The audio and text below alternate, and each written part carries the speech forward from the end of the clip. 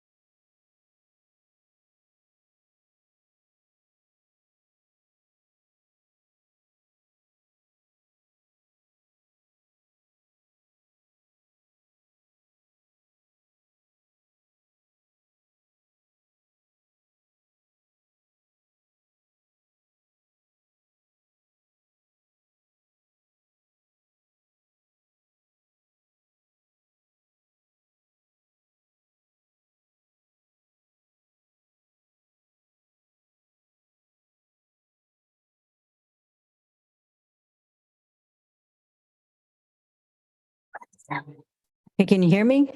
All right, I'm going to call to order the Kennedale City Council special meeting. Today is June 6th, 2023. It's 5:30. We are at City Hall Council Chambers located at 405 Municipal Drive in Kennedale.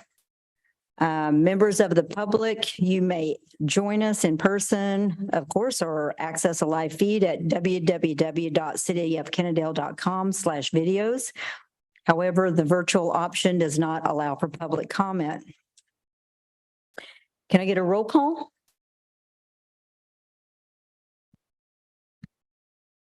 Rocky Gilly, Present. Brad Horton, Present. Kenneth Michaels, Here.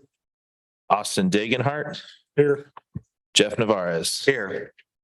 Madam Mayor, we have a quorum. Thank you. And I'd like to welcome our new assistant, Ross Sanchez, to the dais tonight. And thank you so much for covering for Rayanne.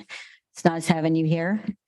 We're going to switch this around. So I'm going to move one thing on you. But I think this is the only thing we're going to have to move. We're going to move the visitor and citizen forum.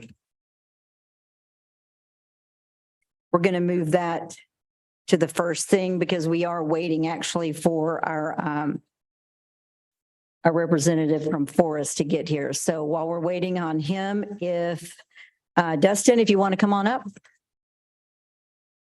And remember, you have 3 minutes. You know the drill. Can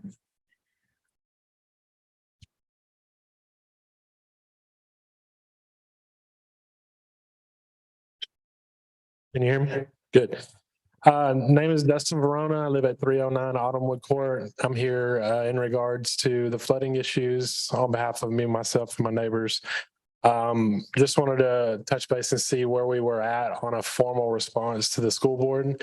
We sat through a 3-hour session at the school board for them to put us last on their agenda, in which we couldn't have any dialogue with them. So we sat through that just to make them aware and address their board.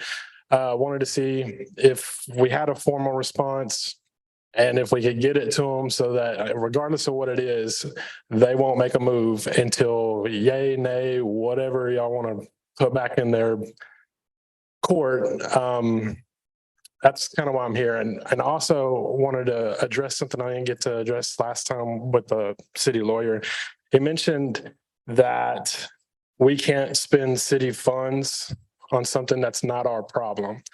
So I wanted to address that statement that there was a 2020 flood report done and it wasn't utilized, and it was paid for, from what I understand now, in conjunction with the city, but that was using city funds or something that wasn't your problem. And I don't say y'all, I just say that it wasn't anybody's problem, but it was never utilized past that. Not sure why, but I just wanted to put that on record that he said we couldn't use money for it, but we did. So that's all I have. So hopefully we can get the formal response so that I can go back to the school board and have them discuss the point. So thank y'all for y'all's time. Thank you, Dustin.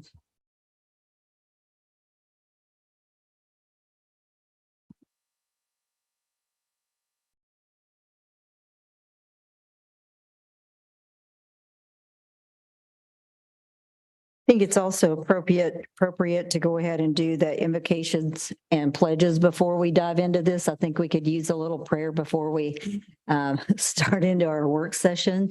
So we are going to move to the invocation and pledges. And if I could get Councilman Horton to do the invocation and Councilman Michaels, if you could do the pledges for us, if you would stand.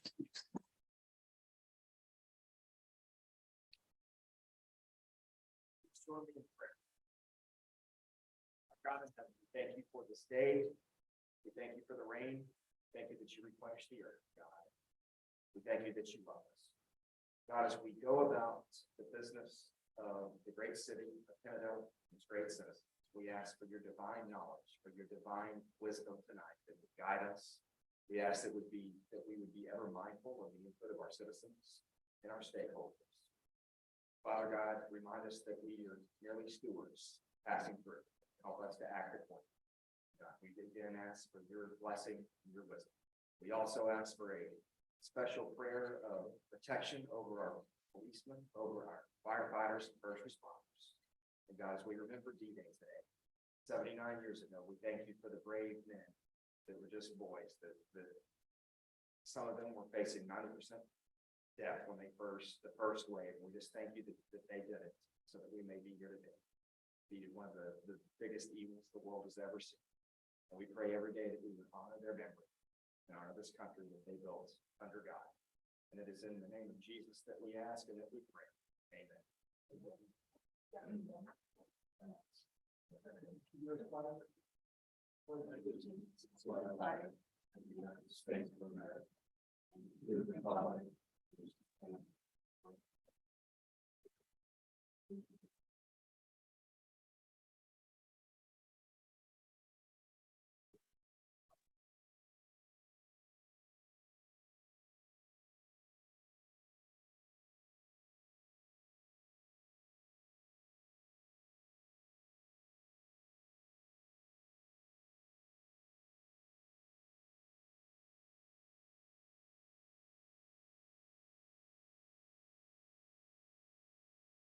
Okay, I think we are ready to dive in to our first work session report, item number 1.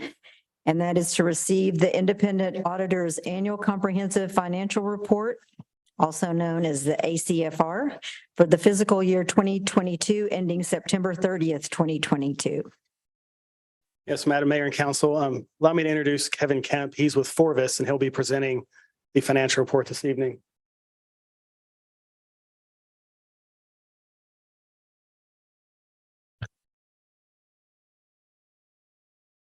Honorable Mayor, Council, Management.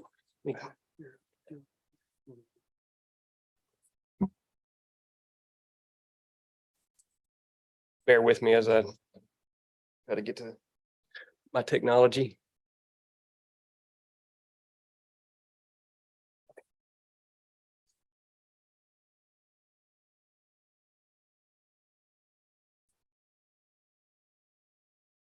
Thanks for allowing me to be here for a little bit. I promise I won't read like all 80 something pages of your annual comprehensive financial Thank you. report. Thank you.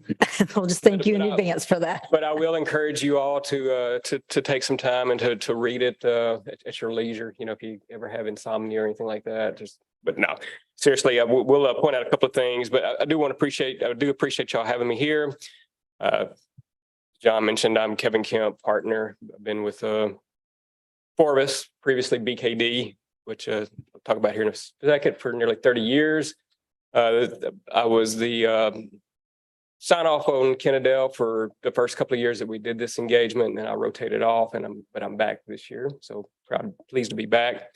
For those that have been on the council for a few years, you'll probably remember last year we came as BKD. Effective June 1, we did merge with a like-minded firm. We just thought that was something to do not only for our clients to be able to bring better resources and depth, but also for our employees to give them more opportunities. Fortunately, there was very little overlap, but it has allowed us to cover from east to west now across the U.S. And we are now the 8th largest firm in the U.S. Proud of that. Has no impact on our audit philosophy, our audit approach, or your audit team. But again, I just think if there's ever a need that for Kennedale, that we do have the resources to bear that. Wanted to spend a couple of minutes today going over the audit scope and the results of the September 30th, 22 audit. I know that's 9 months from ago, but we did wrap this up in April. I was actually in May. I got to get my months right. I was out in May. And so wasn't able to come to a May board meeting, but our council meeting, but I'm here now. And we're going to talk a little bit about the future pronouncements that are coming that will impact the city, and obviously leave time for questions if y'all have any. I do, before I get into it, I do want to give a special thanks to John and Debbie and Tanisha and the team. I know there was probably a little bit of turnover before the audit started. brought Debbie in on contract, and I think they've done a wonderful job of getting us the information that we need. I know they did a lot of digging, and we certainly appreciate their persistence. And I think overall the audit went very well. And so I did want to thank them for that. Let's see. As far as opinions, of the 80 pages, there's about 3 pages in there that covers our opinion. Basically, it says we did our audit in accordance with generally accepted accounting principles. And based on our audit, we believe these financial statements are presented fairly in accordance with the standards. So clean, unmodified opinions. We also did a report on your internal control over financial reporting that we will talk about a little bit more in detail further. All financial statements, have significant accounting policies and procedures. If you go to your report and note 1, you'll see the detail of, how you record and account for cash, accounts receivable, inventory, things of that nature. You did implement GASB 87, which was the lease standard this year. Didn't impact your financial statements a whole lot, but it did require a lot of detailed testing and accumulation of information on your team's part. From an unusual policies or methods, we did not have anything to report, and we did not note any alternative accounting treatments. We believe, again, that these financial statements kind of follow the generally accepted accounting principles in line with what we would expect and what is customary for public sector companies. All financial statements have estimates and judgments. We've listed here 4 or 5 of the most significant ones that we test during the year. Net pension liability and related deferred inflows and outflows is one. You do have another post-employment benefit liability related to your life insurance plan that you provide your employees. From a sensitive disclosure standpoint, again, you're going to see a theme: net pension liability, OPEB liability, and I got a little bit of information on the pension liability that I'll share a little further down the road.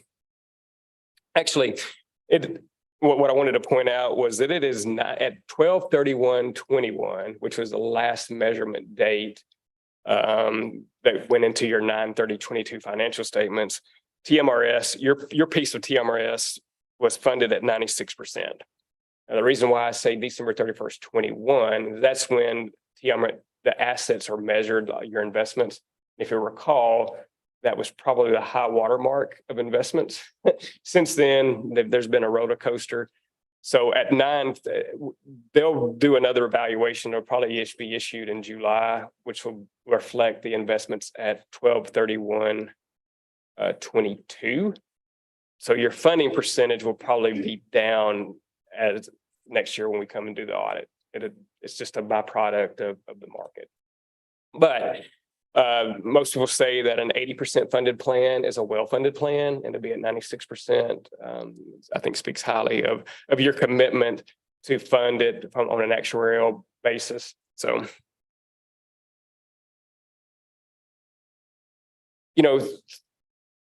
again, because of the turnover that y'all experienced in the finance department, there were some entries that we did make throughout the year. Several of these were outsourced to us. We knew coming in that it's just out of convenience that it's easy for us to make. And we kind of listed those as outsourced to Forvis. And there were some other entries that we made and that you all helped make throughout the year as y'all were digging into the information and finding out, some things as y'all made progress in that respect. We only had one uncorrected misstatement that was not made, or a proposed adjustment that was not made. It was related to some depreciation taken improperly in prior year. That has no turnaround effect. I think it was corrected this year, but it wasn't significant enough to have a kind of a restatement. So I think, again, overall, the audit went well. We make these outsourced entries we make throughout our audit base or our client base. So nothing to for us to, that's not expected. Again, there's really anything to report from your accounting principles. We talked about the lease standard. And then there's a couple more that you'll have to implement this year that'll be just as fun. So actually, your controls did find a prior period correction, and this is related to that special sales tax situation that should have been put in the Economic Development Corp from day one. I think it went back to like 2012. Y'all discovered that. You properly moved the money from the general fund to the EDC. But because that was a significant amount to the EDC, y'all did restate beginning fund balance for both the general fund and EDC. So that was reported as a correction of an error and a material weakness. One-time event, so glad that it was noted and corrected. We also noted a few other items that we did discuss with management that did not raise to the level of a material weakness or significant deficiency. And those are mainly related to the audit entries that we've discussed already. Again, we don't think those will repeat next year as you get a team in place. And then we always note like overlapping duties, especially in smaller finance departments. You got to get the work done, right? So what we look for is any instances where somebody has access, like they can sign a check, recording, obviously record it in your financial statements, and then also monitoring where, you know, they may reconcile a bank statement or reconcile payroll records to your financial statements. So anytime you have access and one of the other ones, we kind of dig deeper and look for compensating controls, complementary controls. We think those exist, but we can't test 100%. So we just wanted to let y'all know. Obviously, we'll work with John, and now that he's in play, to tell you what we have identified and see if there's some things that you can do to help maybe strengthen controls without, you know, it's got to be cost beneficial, right? So we won't ever recommend anything that's not cost beneficial. And then this is a snapshot. This is actually in the management discussion and analysis within the report. Y'all do that every year. It's about a 10-page piece of the report itself. It kind of hits the highlights of 22 and compared it to 21. Right now, you see it's a statement of net position or the balance sheet that's in, you know, condensed categories. I kind of focus on the totals for 22 and 21, and you'll see that your current and other assets actually increased from 14 million to 21.9 million. Basically, what drove that is at the end of fiscal year 22, you issued debt that was not spent. It would be spent in future years, may have already been spent by now. So that was, I think, about $6 or $7 million. So that's basically what drove the increase in your current assets. You'll see your capital and lease assets actually went down. That's a byproduct of just depreciation that you have on an annual basis. And also with the transition to Arlington Water, you had your old water meters were taken out of service, but they still had some depreciation left to be taken, right at $540,000. So you had to kind of recognize or you had to reduce your capital assets by the undepreciated amount. And in your long-term liabilities, again, you'll see about a $3 million increase in that. That's the net effect of issuing new debt, less the amount of debt or less the payments you made on the existing debt throughout fiscal year 22. And you'll see a little bit of uptick in other liabilities, went from 4 million to 7 million. I went back and because that surprised me. I went back and did a little bit of digging to refresh myself. That's driven basically by two things. I think there was about a $1.6 or $7 million that was owed to Arlington. I think there was a delay probably in billing you all, and they had some special costs this year. That was all caught up in January of 23. but it was technically a liability at 22 that did not exist at 21.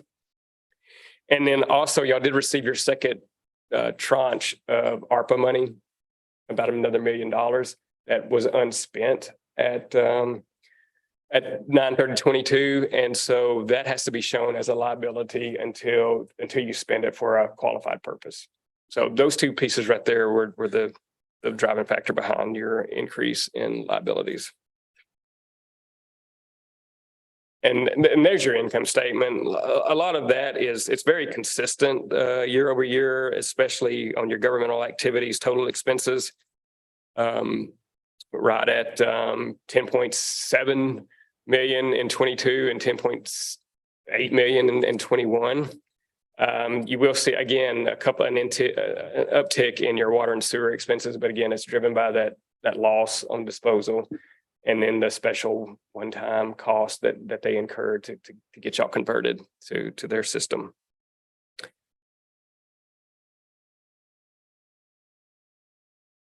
Any questions on the financial statements or anything that we've discussed so far? I have one on the prior year depreciation amount of 137,000 roughly. That was recorded as depreciation in excess of what the actual depreciation was. But it said it was like an uncorrected error. So is there a reason a journal entry correction wasn't made for that? Well, I mean, I think it was corrected. It's just, we have to evaluate it. Technically, it should have been made it was wrong in 21, right? But we didn't want to go back and redo or reissue 21 for $100,000 error. So that's why it's correct now at the end of 22, and it will not impact anything going forward. But as of September 30th, 2022, it had not been corrected. No, it's corrected. It is corrected The now. uncorrected error is actually related to 21. 21. Okay. All right. Thank you. What's the materiality threshold? It varies because I didn't say that a while ago, but we give we have to give multiple opinions. Sure. So we have to give an opinion on government-wide, both at governmental activities and business type activities. And we also have to give separate opinions on your major funds. Depending on the fund and what its purpose is, we usually start out with somewhere between 2% to 5% of like assets, revenues, things of that nature. So we keep a pretty low materiality threshold. Okay. Sorry, the 132,000 kind of jumped out at me based on our budget size and everything. Right. I mean, yeah. But we evaluated against a lot of factors. Understood. Like your net position, total assets, total capital assets. So Sure.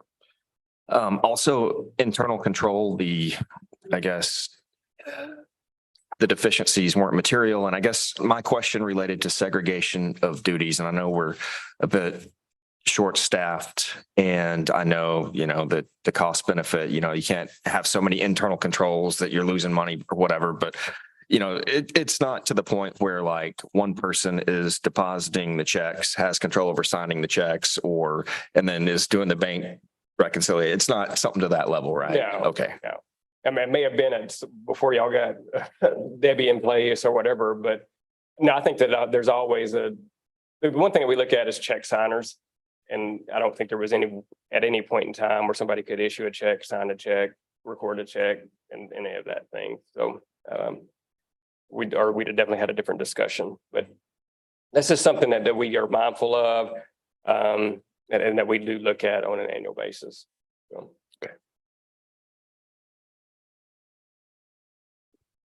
Can I also ask a question? I think this would be more for us about the transmittal letter.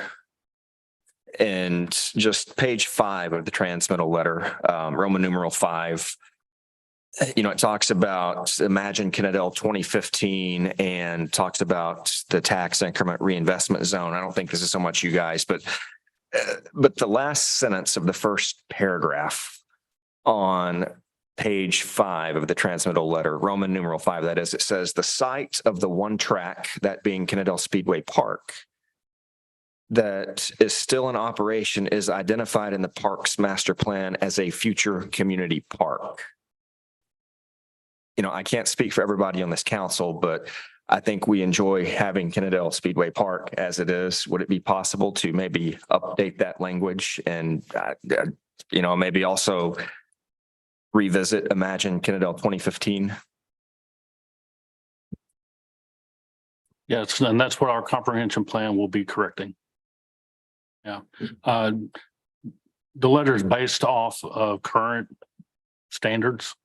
If you want it, that's something we can definitely look at, but I don't necessarily recommend it because that is what our current future is entailing. As we go in and we change it for the future development, then obviously it's not going to be that way.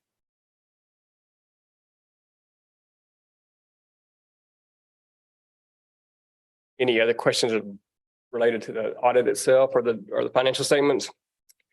I have one. Okay, On page 13, the first numbers are charges for services.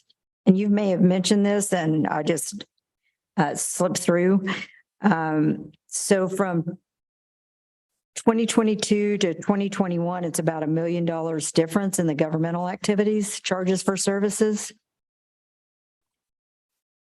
Did you? I'd have to, I did not look into that. Okay. I would have to go back and see what that is.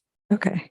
Charges for services would typically be Actually, you know, I may know the answer to that. Permits. permits. Okay. And I think there was a lot of development in 21 and it may have been down in 22.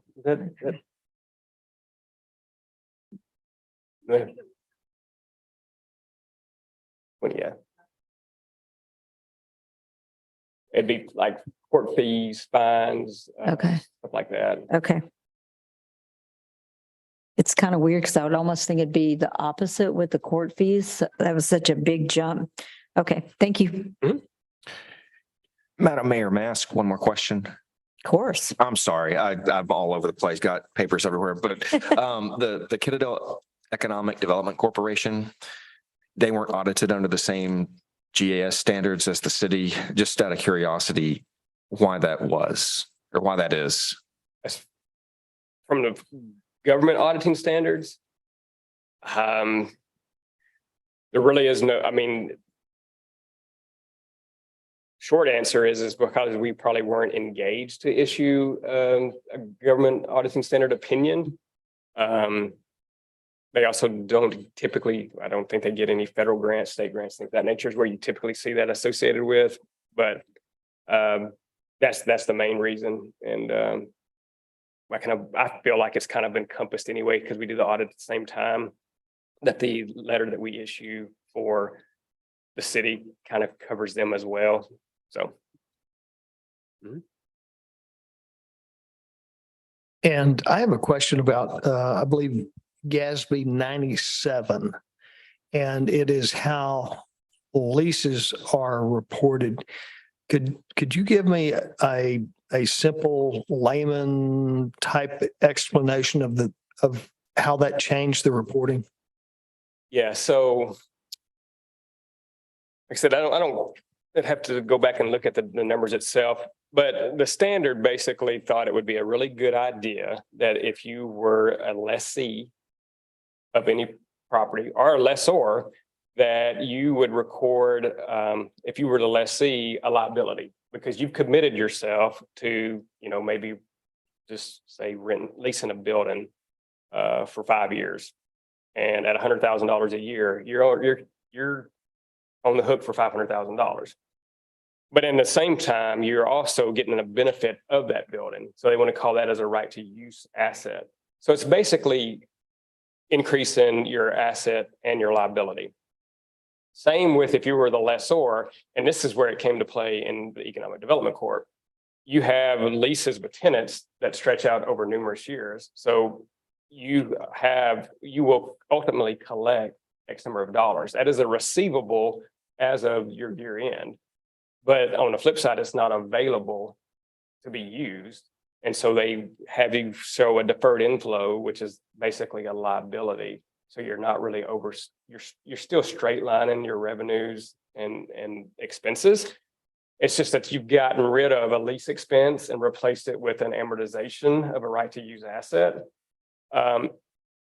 Most of this information had been disclosed in the past, but it was in the footnotes, and they wanted to get the information on the face of the financial statements for, bonding agencies or banks or anything like that to say, hey, we really do have liabilities out there that we've committed ourselves to.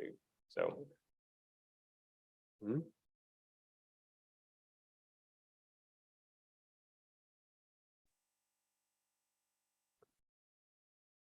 Ain't no other questions about that. There are a couple of standards that you'll have to implement this year. The GASB 94 is your public-private and public-public partnerships. Again, if this is typical, like if if you hired somebody to provide a service for you, like if you had a golf course and they were running it, a third-party management company was running it, you may come up with a different answer than what you had in the past. So we're just encouraging all of our clients to kind of go back through all of your agreements that you have in place with the private sector to make sure that those are being accounted for appropriately. And another one similar to the leases, is with your subscription-based information technology arrangements. So any software that you have out there on the cloud that you're paying an annual subscription for, they want to treat that like a lease. You've got a commitment out there for multiple years, so put that asset on, but also put a liability on. I thought this was going to be a relatively easy standard, but I've been talking to my clients, they're beginning to think it may actually be worse than a lease standard when you think about, what all has a potential software component with it, like lease equipment, things of that nature. So again, it's just going to, work with your finance team, IT team, and all your departments to make sure that you've identified and evaluated all of your subscription-based arrangements. And then my last comment, if you keep up with the news, there's always talk about environmental, social, and governance measurements. The SEC world has already been kind of tasked with beginning to put this in their annual quarterly reports about how they're addressing these matters. There's nothing that says it's going to trickle down to the public sector, but we wouldn't be surprised that 5 or 10 years from now that this type of information is not included in your annual report. So we're just, again, telling everybody to kind of keep that top of mind and make sure that that's kind of monitoring it, and the city would be ready if anything is required from a reporting standpoint.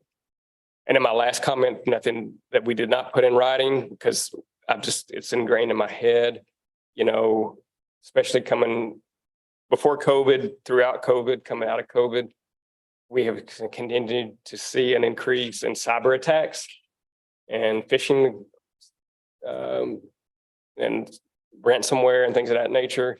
And to just always be mindful of that, make sure that you have policies and procedures in place that helps protect that.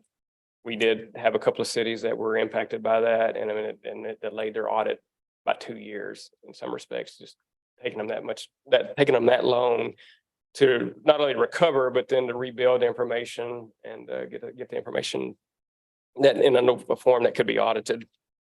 Audit is probably the least of your concerns, but again, it's just something that we've just seen an uptick in attacks. So it's the friendly reminder.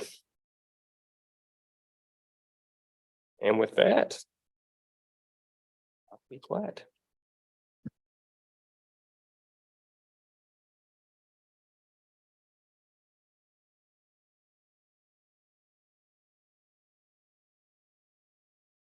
I have just a quick question on the GASB Statement 96 and the subscription-based information technology arrangements and the Statement 94 and all the new ones that are coming up. Is there a cost to us? Because I know we're aware legislation pushes things down to us on the water that we have to take care of, that there's no funding for us.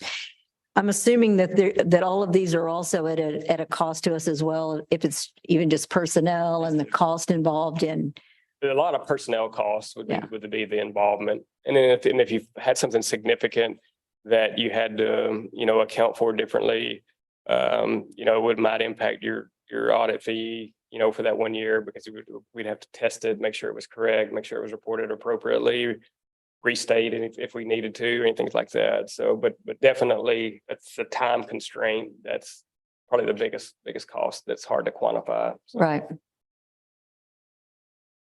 But no additional software or anything like that on these? Well, I mean, I think y'all used DebtBook. Y'all had to purchase DebtBook to kind of help with, or Lease Crunch. I'm sorry, to Lease Crunch to do GASB 87, the leases. You should be able to use that software with, both with the 96. I can't think of any other software costs that would, or any other type of expense like that would be impacted by these standards. Excellent. Does anyone have any questions? No? All right, excellent. Thank you so much, Kevin. Thank y'all.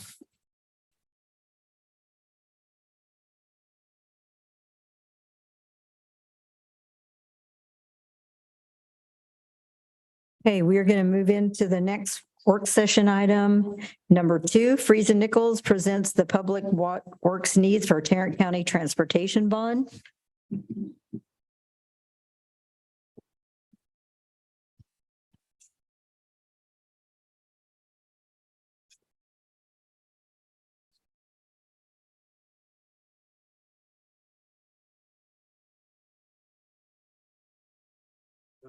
Close that out. Do you want to give just an update summary to bring us up to kind of where we are and what we're going to be hearing from Friesen Nichols? Okay. They're gonna present. Yeah, July. There's a way to switch.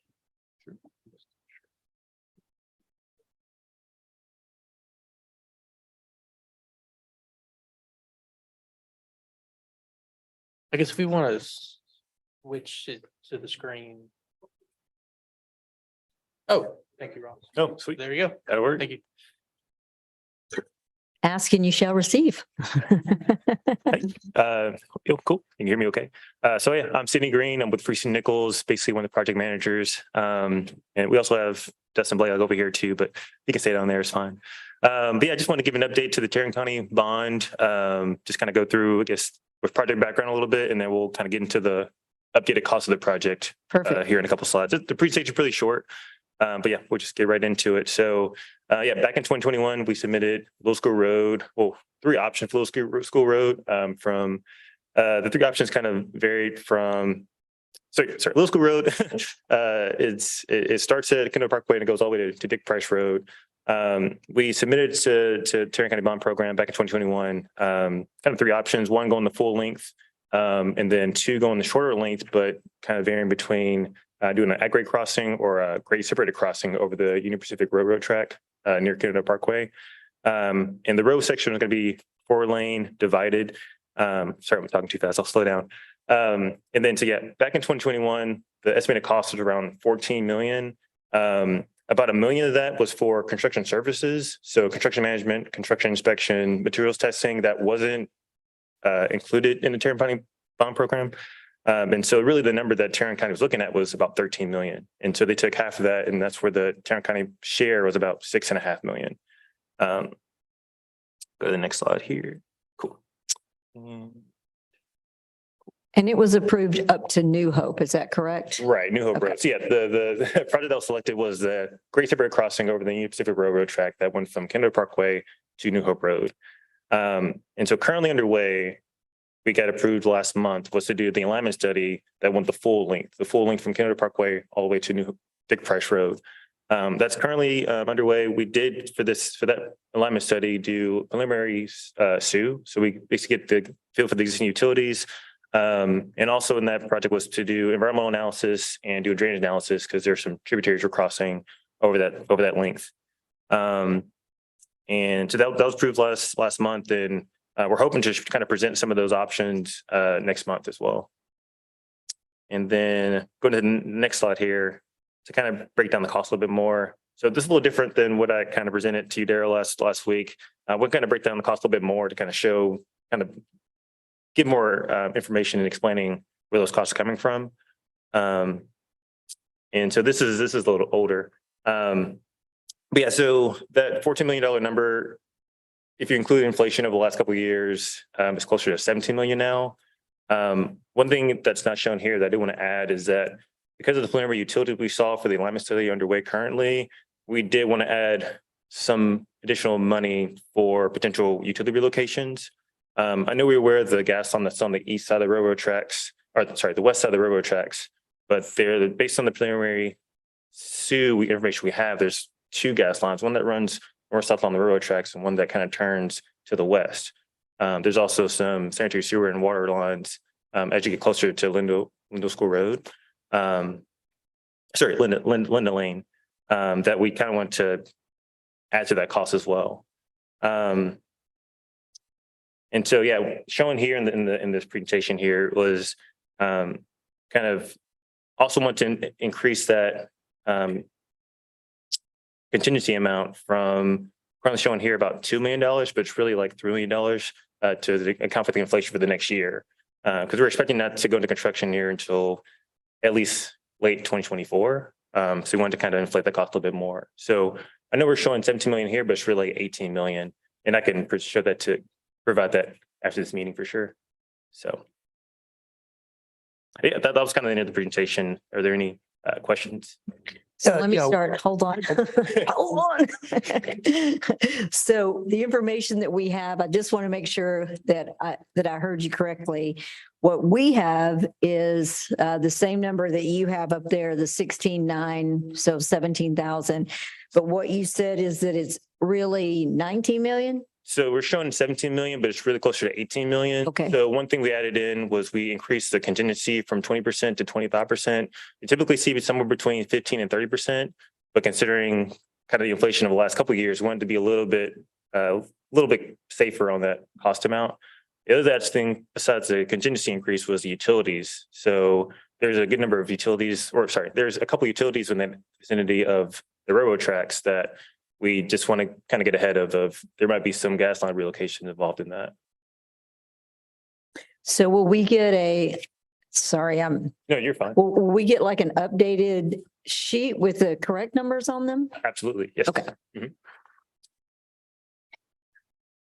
All right, Councilman Gilly? One thing that concerns me is, I believe at the January or February council meeting when we funded this, the sentiment of the council was to find another route to connect Little School to Dick Price other than Linda. If we convert Linda into a 4-lane highway, we are going to severely disrupt the lives of the people that live on Linda.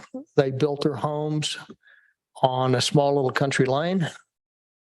It's 26 feet wide.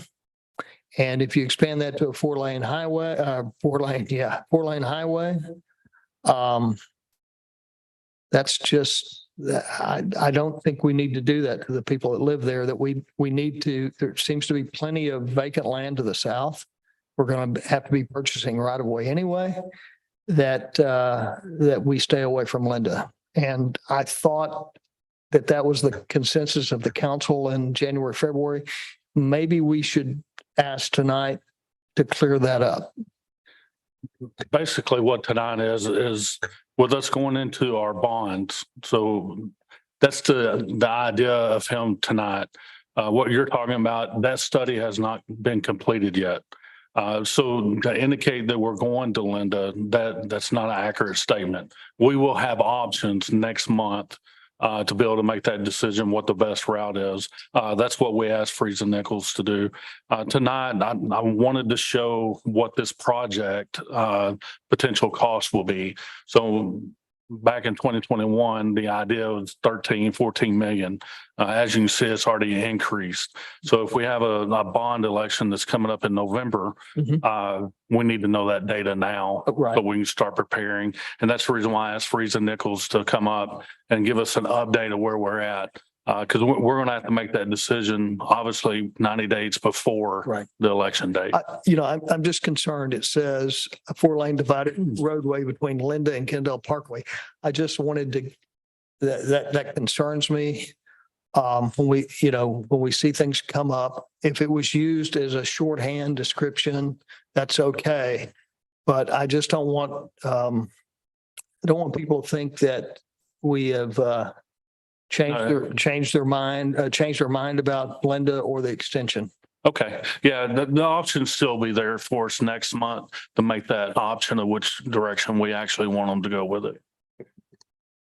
I think it's good to clarify it because if someone's not here and hearing what we're saying tonight and they're just reading this in black and white, that's exactly how it reads. So thank you for clarifying that.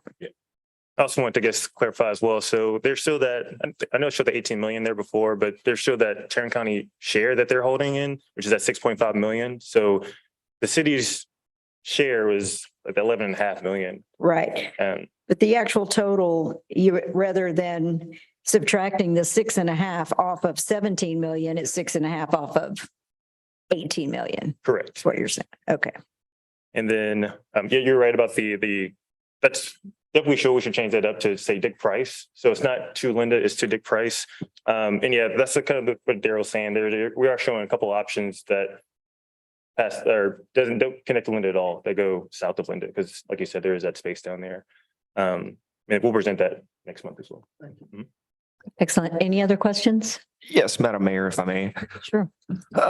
So all the pre-planning work, I know the design has not been done yet, but you mentioned gas lines, water lines, et cetera. In the planning phase, design phase, any potential things like that will be identified?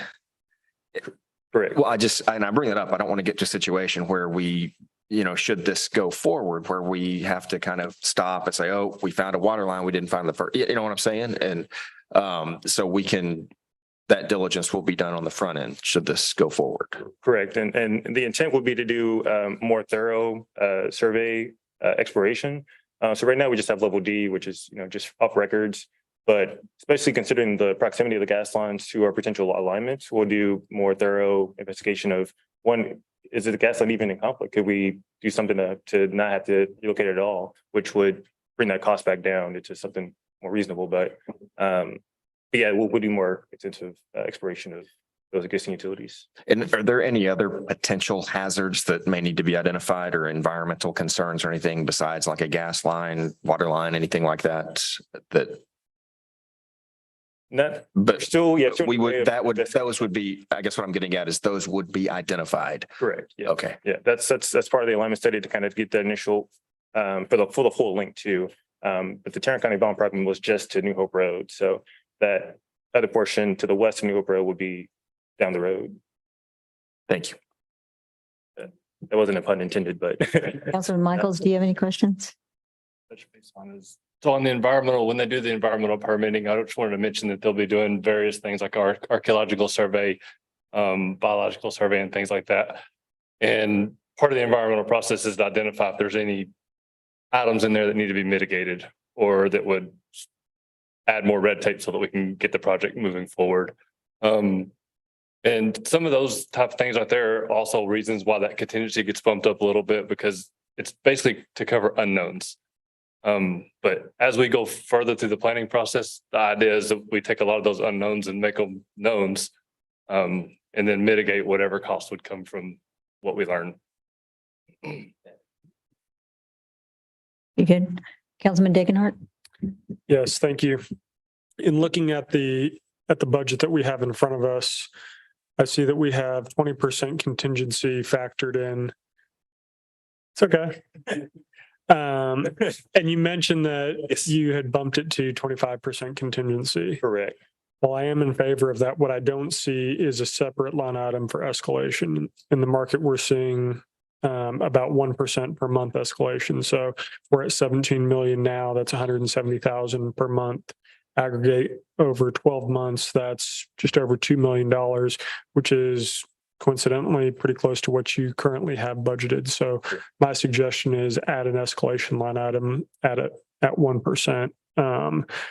To when we project this to start. So if we're projecting to start in 2025, actually have shovels in the ground, that would be approximately $4 million on top of our current projections, which would bring us in about $22 million, which is really where I think that this is going to land at the end of the day. Just something to take into consideration. Okay. Yeah, you definitely do that.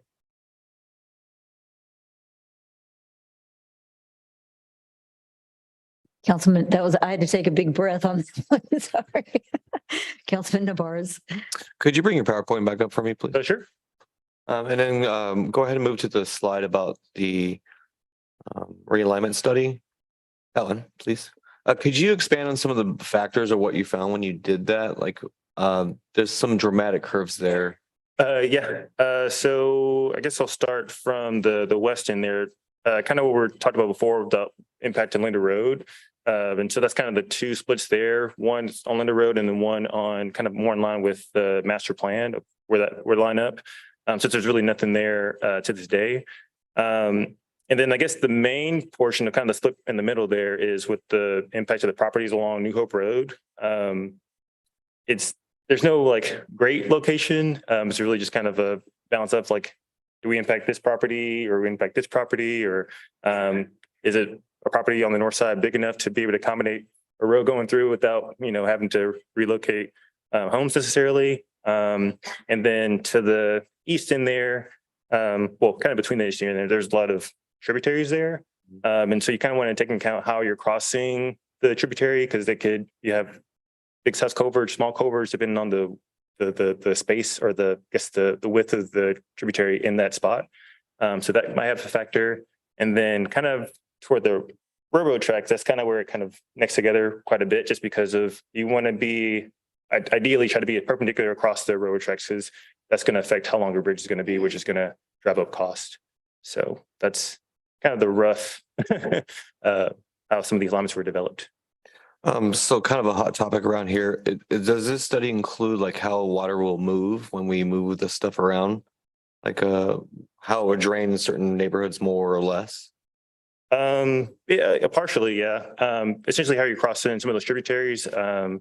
That's kind of the big picture concern. It could be a question of how developments come about along New Hope Road, or sorry, Linder Road, Linder School Road, Little School Road, geez. And that could affect drainage as well. And also because you come off the bridge too, that it's going to drive where your low points are going to be, and how we connect to those existing tributaries to outfall on. So. And thank you for bringing up the bridge. What's the grade on that? Is it going to be steep or lean or? So we're trying to hold to 5%, 5%, because this project is going to include shared use paths and those sidewalks. It's definitely going to be tight considering proximity of New Hope Road, or sorry, Kennewood Parkway, and adjacent to the railroad tracks. As you can imagine, Union Pacific has their standards of the clearing you need to make over the railroad tracks. And so coming from Kennewood Parkway, or maybe 300, 400 linear feet, getting up, say 30 feet, it's gonna be up there. So, well, since you brought it up, can you talk a little bit about the sidewalks? Sure. So the sidewalks we're currently proposing 10-foot wide shared use hike and bike. And so, yeah, like I said, the minimum launch or the maximum longitudinal slope you want for those is 5%. And we can make some adjustments too. I know we talked about it to be a 4-lane divided section. To help kind of bring costs down, we could consider doing some kind of dieting of that. We would like to do full width of the bridge itself, but to save costs, maybe we can do maybe 2 lanes up to the bridge. And those would be 2 lanes over the bridge too, but just have the full bridge section, the full pavement width there, and just do a narrowing section up to the bridge. So the whole purpose of it is just a safe passage from one side of the railroad to the other for pedestrians. Correct. Okay. Which is kind of the big point of the Tarrant County bond of why they chose this project. It just has those benefits associated with it. And I know the city has had issues with the railroad tracks in the past, and having a grade separated crossing would be pretty beneficial to the area. Exciting. Thank you. Mm-hmm, for sure. All right. Thank you so much. Yeah, absolutely.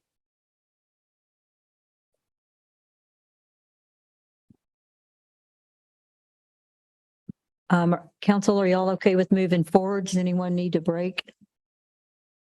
We're good? Okay. We'll move into work session item number 3, long-term financial planning discussion, and that's going to be our finance director and I don't know what to call Debbie and our helper, Debbie Reed.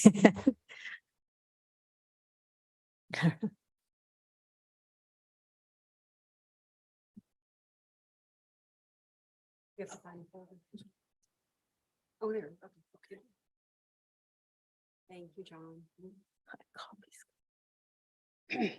All right. Good evening, Mayor and members of council.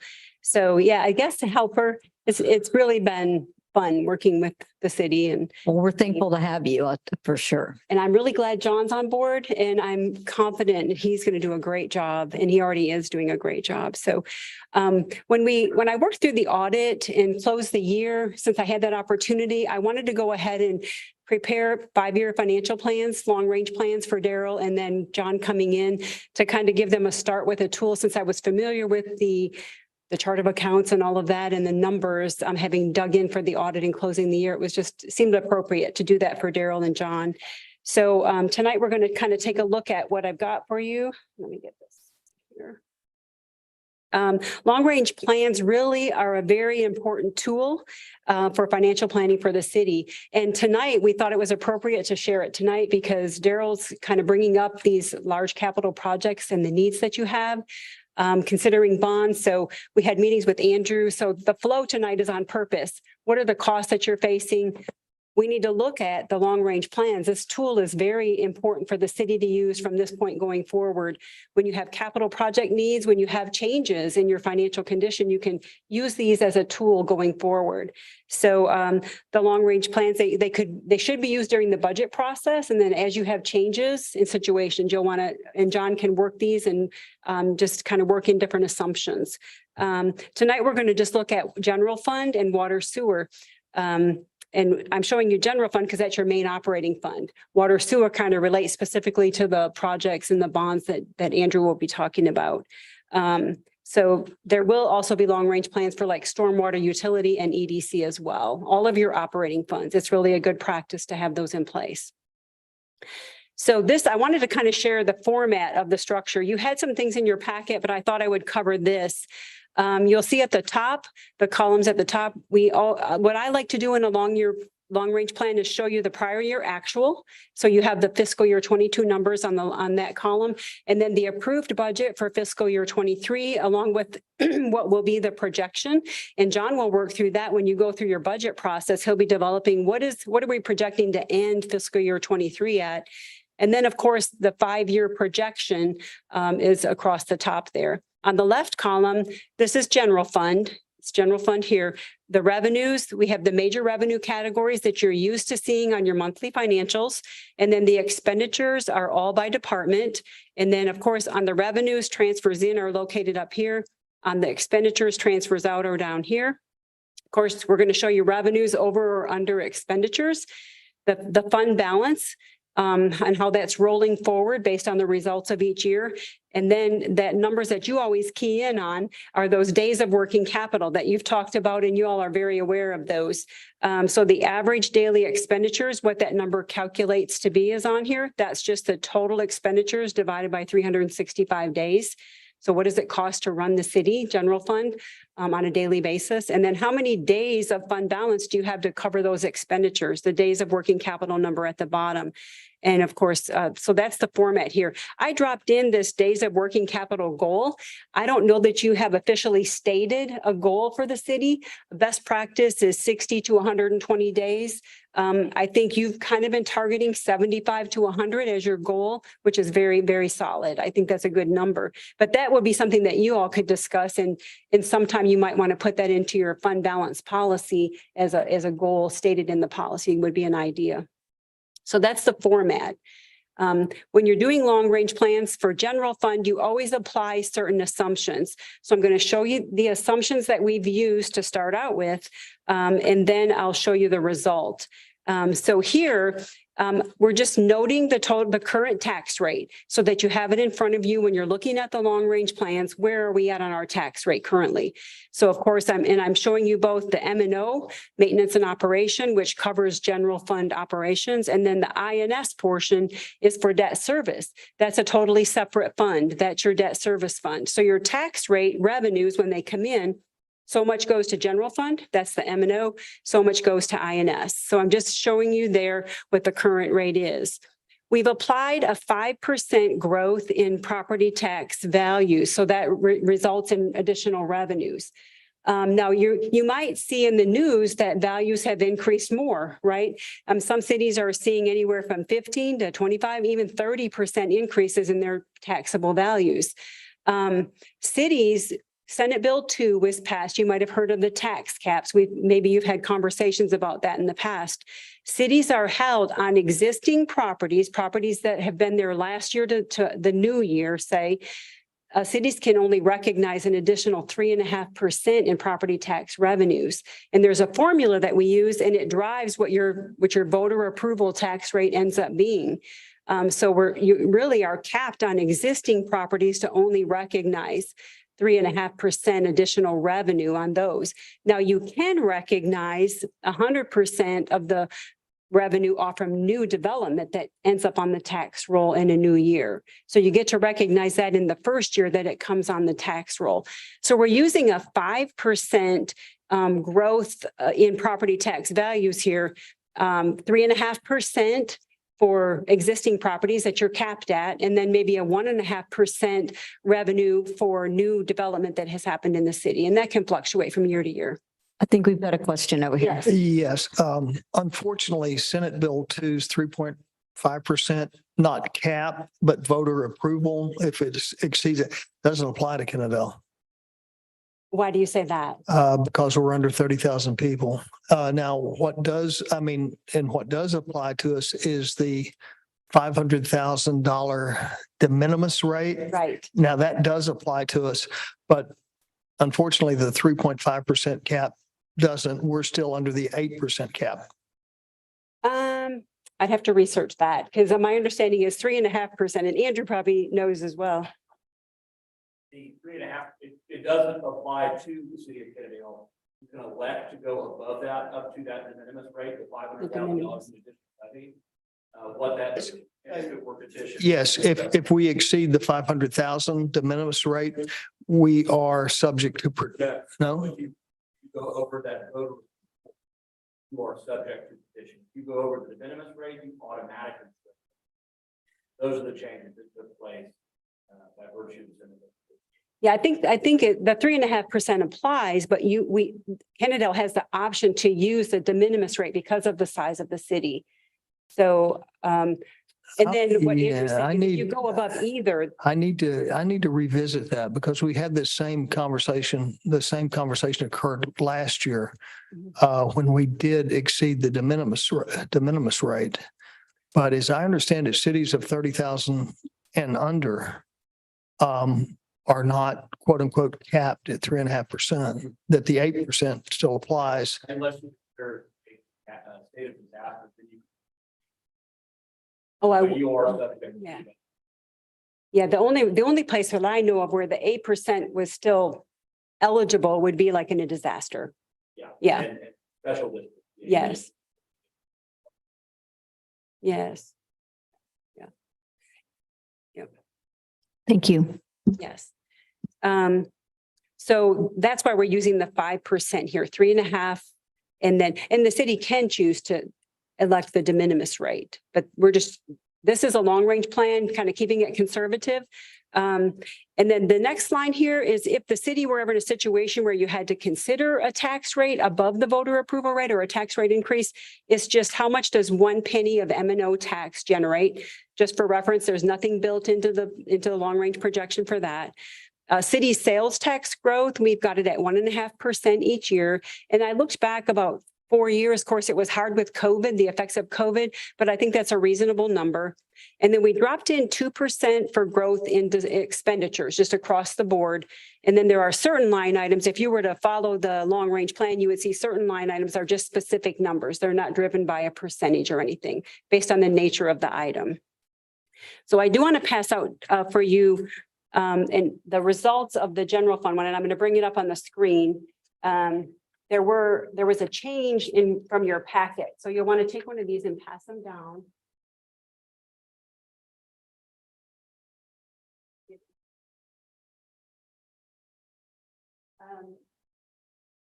So I think the general fund actually is based on these assumptions. So what we do is we apply the assumptions to the general fund.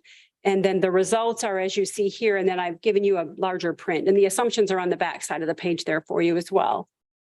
So if you look here, it shows you using the assumptions covered.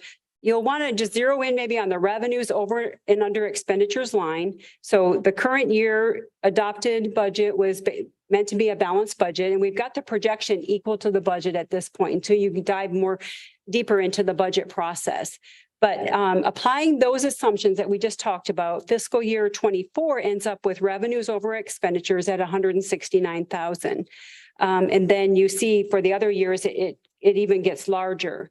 And then at the bottom here, you want to note the days of working capital. Those are kind of the lines as you apply the assumptions and tweak them and change them, you want to watch those two line items. So your days of working capital, we ended fiscal year 22 at 93 days. Projected after the budget this year at 76. And then you see you're staying pretty solid on your days of working capital. So really the results are showing that the revenues are strong in relation to your expenditures that are out there today.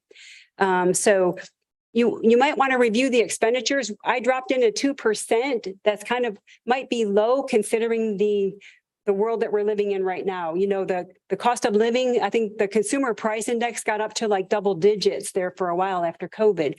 So you might need to tweak some of that. And Daryl and John, we went over this kind of in detail. So they'll be able to tweak that. And when you get into your budget discussions, you'd want to use this just as a working model to see how, you can start to make decisions. We can't anymore because of Senate Bill 2 and what it did to cities and these caps that they're putting in place. You can't just budget 1 year at a time. You have to budget and make decisions with a 5-year look in mind. It's too dangerous, I think, for your financial condition to not be looking and making decisions with that perspective. So that's why we developed the long range plans. So it's a starting point. This is a tool that they'll use going forward. So then any questions on that process? Then I'll jump into water sewer. I'll just say thank you for the new sheet. Yes. Big Yes. X mark.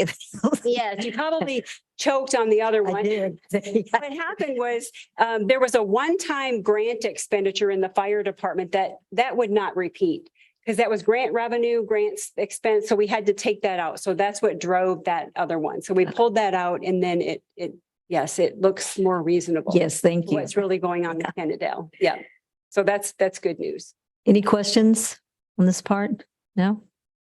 Okay. Thank you. So really the water sewer fund is very similar format. I won't go over all those details. Just on the revenue side, we're listing water and sewer sales separately because sometimes you have to make decisions on them differently.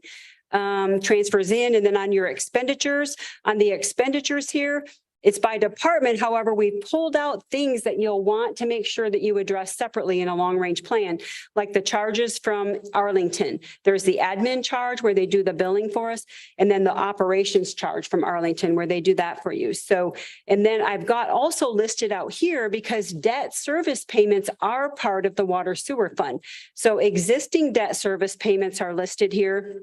And then, if there are proposed bonds on the table, then we could drop those in. That's a tool to use also going forward. And then otherwise it's the same format. So that's the format. And then the assumptions used in the projections for the water sewer fund. At this point, we've not put any water or sewer rate increase in the plan, but it's there. You just drop in what you need to make it work or what you are proposing. Water sewer volume increase. This would be based on like new customers coming on board, your new development, and obviously you have new water customers. So that's a 2% rate there. And I did go back and look at how the number of new connections, and that's a reasonable number compared to what you've had in the last 3 to 5 years. So Arlington fee increases. We know, you experienced a large adjustment from Arlington in fiscal year 22. You've talked about that. There's already an adjustment in fiscal year 23. So we've dropped in 10% for the next 3 years and then dropped it down to 5%, hoping that maybe some of these large increases from Arlington are driven by, maybe they have major capital needs, but those kind of things, as those become more known, you could change those numbers for the Arlington increases. And then the growth in the departmental expenditures, again, using the 2% here just as a starting point. And then again, I say the debt service numbers comes straight, the current debt comes straight from the debt service schedules, what you're required to pay every year. And then if there are proposed bonds, those would be dropped into that line item. And then all other revenues and expenditures are set numbers. Again, a reminder, when I go to the results, we have not put any kind of a rate increase in. And also there's nothing related to Andrew's presentation as far as any new debt. That is not in the plan as what I'm going to show you. Okay. And I do have a larger print version of that if you want one. We can pass those down. It's the same numbers that were in the packet, but if you want a larger print version.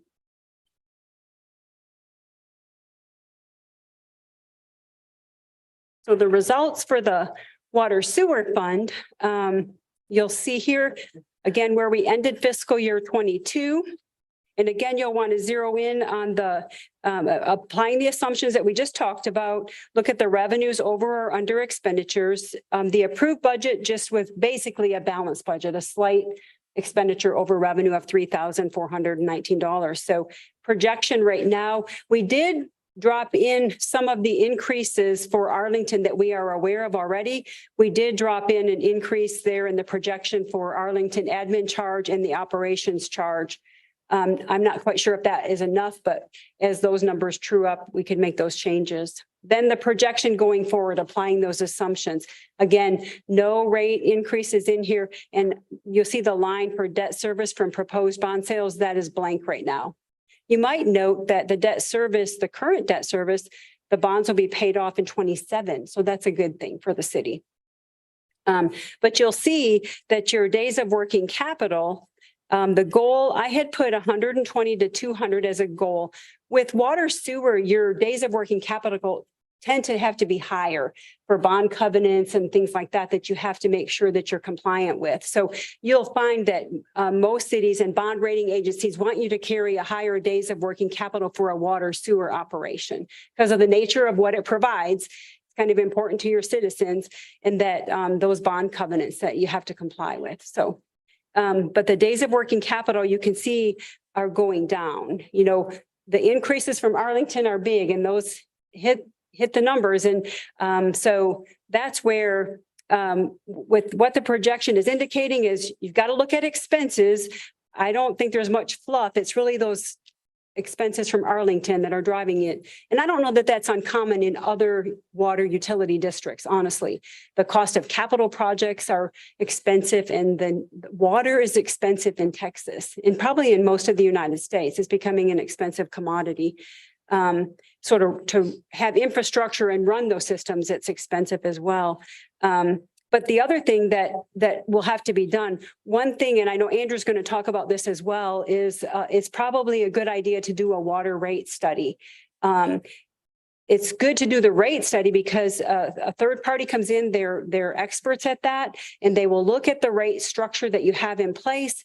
And even though you might have to propose rate increases, it doesn't have to be across the board to everybody. They look at your structure of commercial versus residential, and you can see how it needs to impact the different customer base that you have.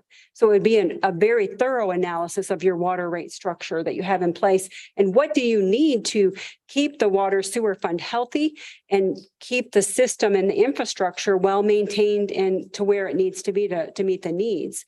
So that's why it would be a good thing. And I think Andrew's going to talk about it more, so I won't steal his thunder on that, but he'll talk about that as well. But this again, this is a starting point. Obviously, there are needs here, and I think you all were aware of that the projection is showing that there has to be an adjustment. And probably on the rate side. So water rate study would be in mind and as soon as possible, hopefully while you're in budget process to take a look at that would be what I would think would be important. So that's water sewer. And I didn't drop in. So Andrew's going to do his presentation, but I'll answer any other questions you might have about this for now. I do have numbers that I could show you after Andrew's done. Once he talks, we can show how what he's saying and recommending how then it would look after the fact. I just have one quick, it's not necessarily a question, but just to make sure everyone is clear on the Arlington operation charge that ended 22, the 2.4. And then you show it's a 1.5 projected for this year. The 2.4 is because of the true up, correct? And it was taken in at the end of 22. Yes, And that true up was 1.4, 1.6, 1.6. Mhm. Okay. Yes. And so that was just again, so that we're all on the same page, there was no payment to Arlington since for a year and a half Forest true, which is basically. from the time of the contract. No, not from time. I want to say from 2019. Okay. is Okay. What I believe we're looking at. And it's not that we were paying the water. but Right. The true up of doing capital expenses Right. is the major. A lot of that was followed up by water meters. Mhm.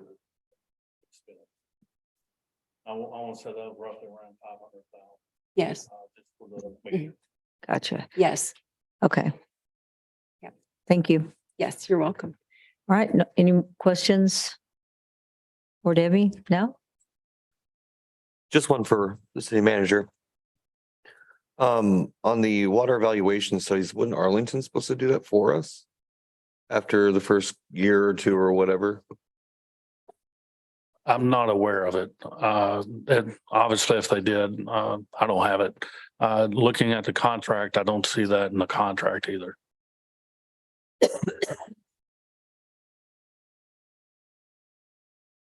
All right. So Yep. I would like to add at this point, in 2019, there were two portions of the quote unquote contract with Arlington. One was approval to buy water. And everyone on the council at that time thought that was probably a pretty good deal, and we did. The second part was the maintenance and operations. And at the time, the city council told that in the future, there would probably be significant reductions in cost. And just so everyone knows, that turned out not to be true. that's correct.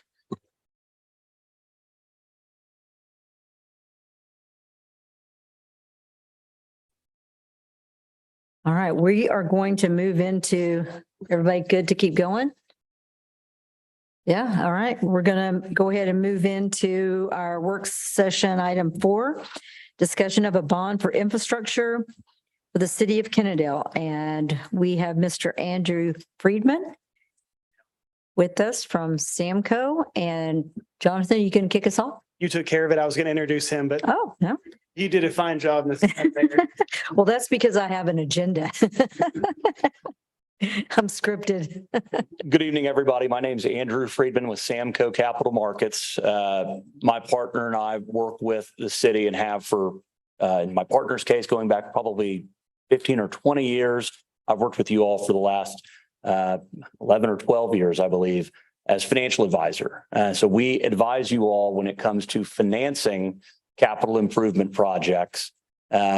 And so as part of this kind of ongoing discussion, I've met with Debbie and John and Daryl several times over the past month or so, talking about all of these issues that you all are having. I'd give kudos to Debbie and John with this long-term financial plan or long-range financial plan. this really goes a long way. And I work with a lot of cities throughout the state of Texas. I wish more of them did this because it really does give you a great indication of where problems are going to come up in the future and allow you to solve them with more lead time, because these things can't be turned around on a dime. And so I think this is a really great start, not just for educating you all, but for helping to implement the change, because as I look at, and I'm sure you all are taken a bit aback by looking at this utility fund, running deficits without changing our rate structure and generating more revenue will bleed down all of your fund balance and ultimately have you in the red. And that's without making any improvements to the system that we know just generally you have to spend money on aging infrastructure. So with that, I thought I'd give you just a little bit of background.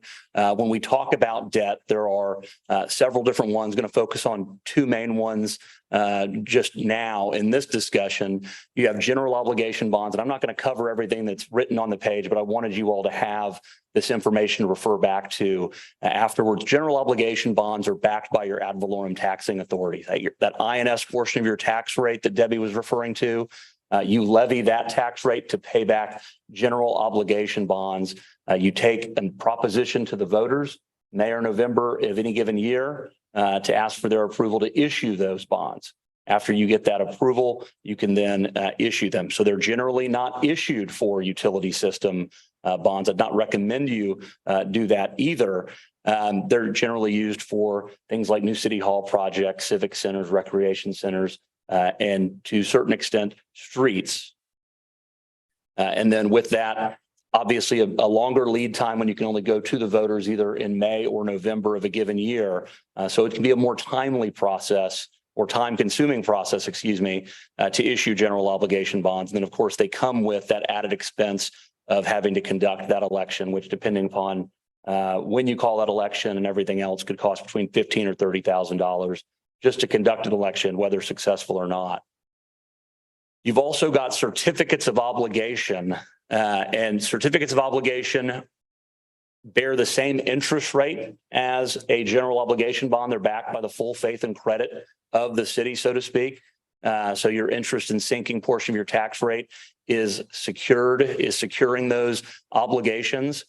So from an investor standpoint, very secure. They also have, they're called a double barrel pledge. It has taxes pledged to it, and it also has utility system revenues pledged to it. And certificates of obligation can be used to fund general fund type improvements. It can also be used to fund utility system type improvements or other, different improvements not repaid from your general fund or taxes. And they're not taken to the voters. Now, just because they're not taken to the voters doesn't mean that the voters don't have a say. And the city of Kennedale has issued COs several times in the past. The way that the council goes about issuing certificates of obligation is a little bit different. You adopt what is known as a notice of intention resolution. And that's an action taken by the council before you ever issue those COs that says we intend to borrow an amount of money not to exceed blank, millions of dollars. And it's going to be for these projects specifically, or utility system improvements, whatever it may be. And we're going to take action on this potential sale of certificates of obligation at a date certain, your August 16th city council meeting. And then you publish that notice on your website and you publish it in the paper for 2 consecutive weeks. And so that allows the voters to be aware of what the city's intending to do to issue those COs. And so the lead time for issuing a certificate of obligation is not as much as a general obligation bond. Generally, from start to finish, it can be as short as 90 days from when you adopt that notice to when the funds are delivered to the city.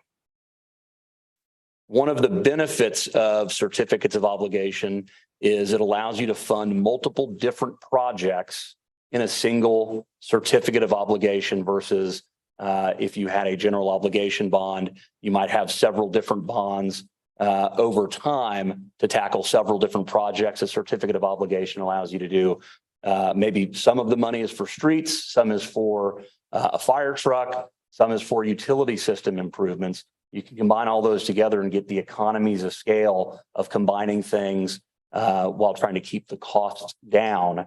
And then internally, and the city again has done this many times over the years, where we've got multiple different things being funded through that CO. We have separate debt service schedules so that we know that we're amortizing the streets over 20 years, we're amortizing a fire truck over 10 years, and we're amortizing utility system improvements over 20 years so that each fund is paying for its amount of the benefit it's receiving from the proceeds of that borrowing.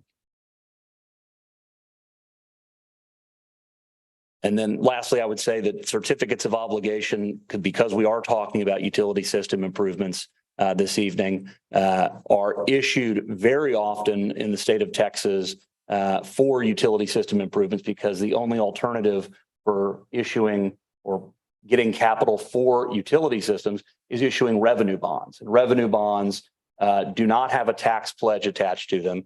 They're secured by the rates and revenues generated by the utility fund. As Debbie alluded to, those revenues can be volatile compared to people pay their property taxes on time. If we have a very wet spring and summer like we're having now, you would expect water and sewer revenues to go down. You might have trouble making that payment. And so because of that, revenue bonds carry a higher interest rate than general obligation bonds or COs.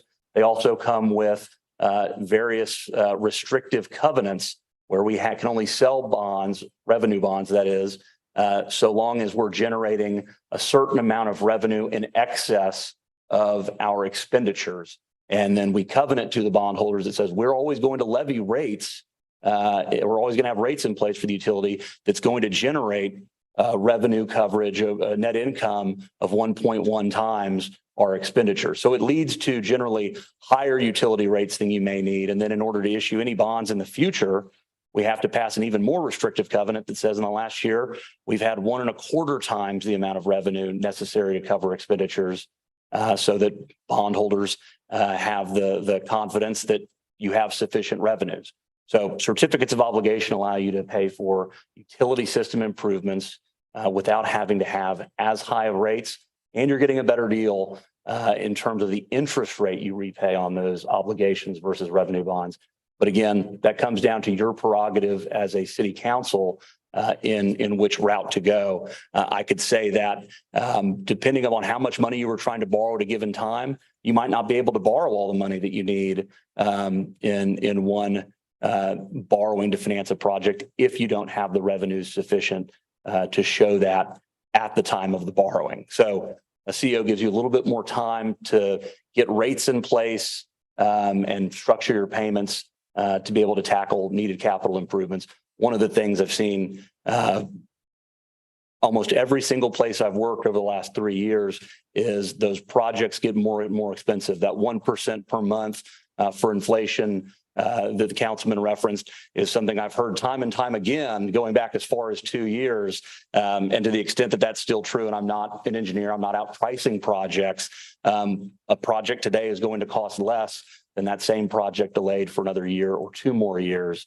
And so the ability to issue COs to fund a project today versus having to wait for a revenue bond may be advantageous to the city. But again, at you all's discretion. So wanted to include this and kind of already have spoken to it, but in my mind, working with Debbie and John and Daryl, the utility system is in need of higher water and sewer rates.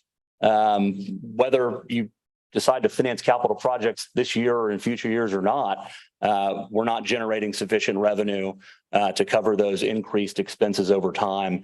I'm not a rate consultant. I'm a financial advisor, work with a lot of rate consultants, and there's a few really, really good ones that I like, but I've worked through the process with all of them all over the state. And the reason that I recommend rate consultants is rather than saying we're just going to increase our water rates 10% a year to generate the revenue, because I can tell you the easy math of we need to generate revenue in a given year to meet our expenditures.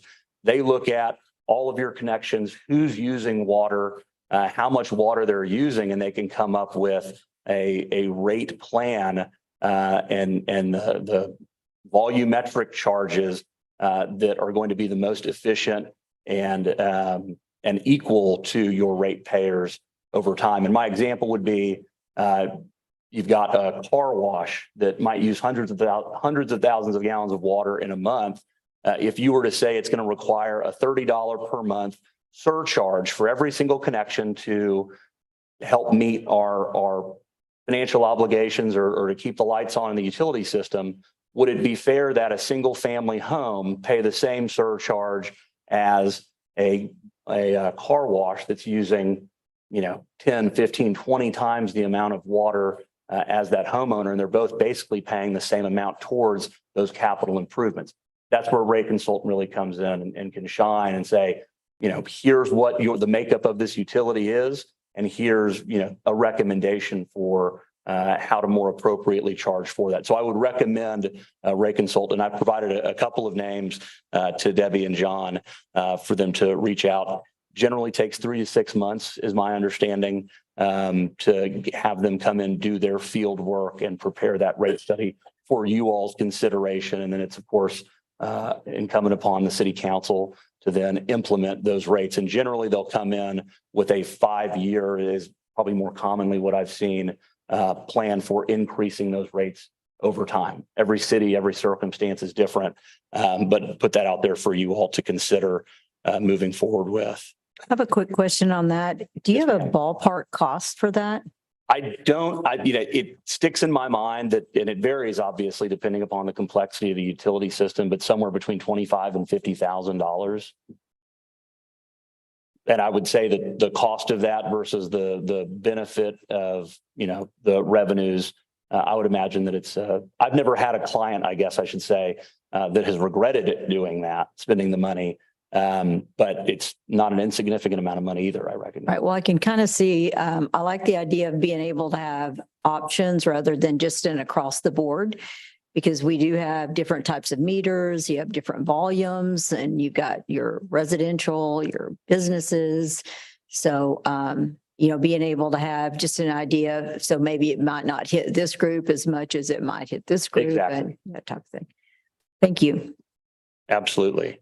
So what follows is a utility system pro forma analysis, which ultimately looks at those same revenues and expenditures that Debbie was referencing, and mine are based off of your audited 22 results, I believe. And then considering the rate increases from her long-term plan that she had 0% rate increases in for, I went and played with her model to say, how much do we need to increase those rates? Again, just applying a 10% in the next year, not knowing how that would, what a rate consultant would say, how you would change those charges in order to fund $12 million in certificates of obligation to fund these projects. And then really just applying her same revenues and expenditures that she had already passed out. And so what this pro forma looks at, and I'll move from left to right, but we've got the fiscal year. So the first row is fiscal year 2022. Books are obviously closed on that. And then it moves down to fiscal 23 and beyond. We show operating revenues and then operating expenditures to the right of that to come up with what is available after you've paid your operating expenditures to pay for debt service.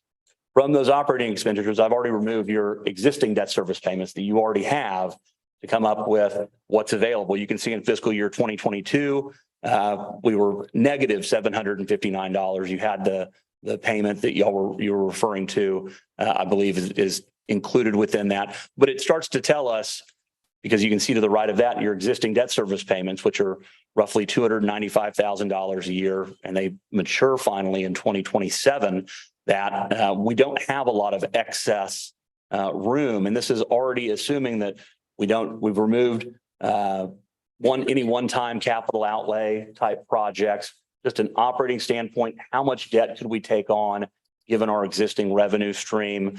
And it's pretty thin.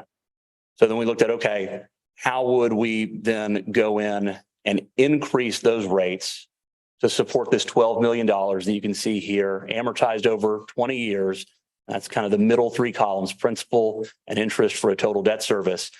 When you go and look at fiscal year 2024, this reflects a 10% increase over a 10% annual increase each year for 3 years, going up, I think it's 32.5% in aggregate over 3 years in order to support new debt service payments for this $12 million certificate of obligation. That being said, even if you implemented new rates next month, you wouldn't necessarily have those revenues to show for some time, taking into account here that it would take 3 to 6 months to get a rate study. If you've got projects that you need to move forward with now, I've then moved to trying to figure out how could we go about supporting this $12 million CO. We've got other revenue streams available at the city. In a perfect world, the utility system is going to pay for its utility improvements that it receives. And ultimately that would be the goal. We have a unique opportunity, I would say, this year because we've gotten so much growth on our taxable values and our tax rates are going down. If you all were determined that this project needed to move forward, we could pay for this utility system improvement in the first year, just its first annual payment, out of our ad valorem taxes, where we've got some capacity before those rates get put in place. You're able to collect those revenues from utility system users, and then it goes back to the utility system. So you'll see a column there, third from the right, less INS supported portion of the CO. And that's saying that we're going to put a portion of the certificate of obligation in the first year is going to be supported by our taxes in order to get the project started.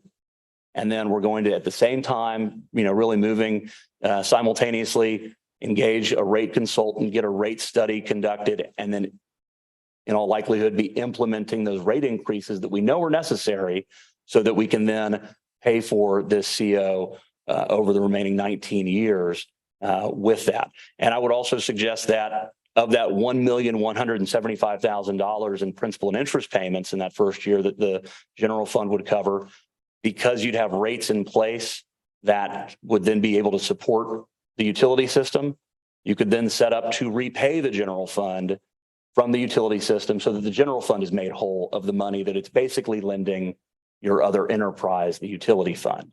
So again, an idea for thought. Without that, it's rather difficult to move forward, frankly, given the revenues and expenses that the utility system has at present.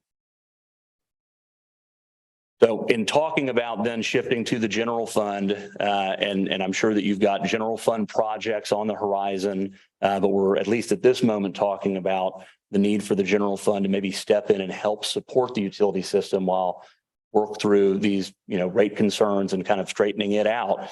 Start looking at the taxable assessed value and the tax rate history of the city over the last 10 years.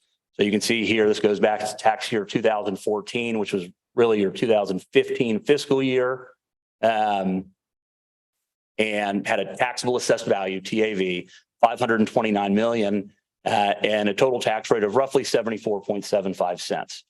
Fast forward all the way to the preliminary values you have from Tarrant Appraisal District as of March, and your values have grown to $1,216 million preliminarily right now as of April. So you've averaged over the last 10 years, 10.11% growth in taxable assessed value.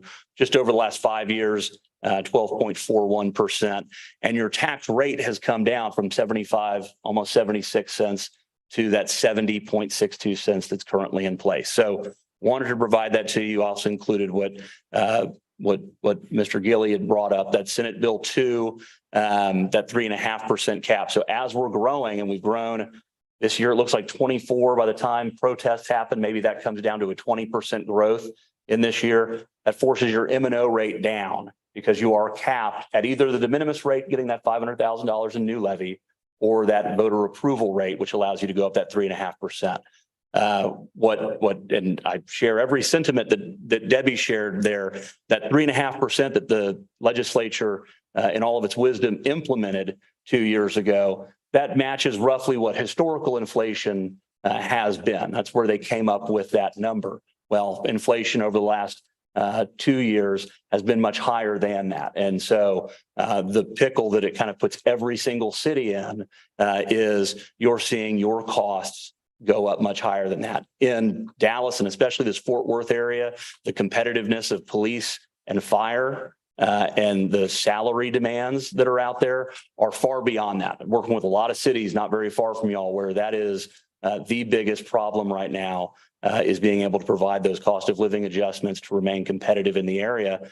That 3.5% cap really hamstrings the city's ability to offer those benefits to retain employees.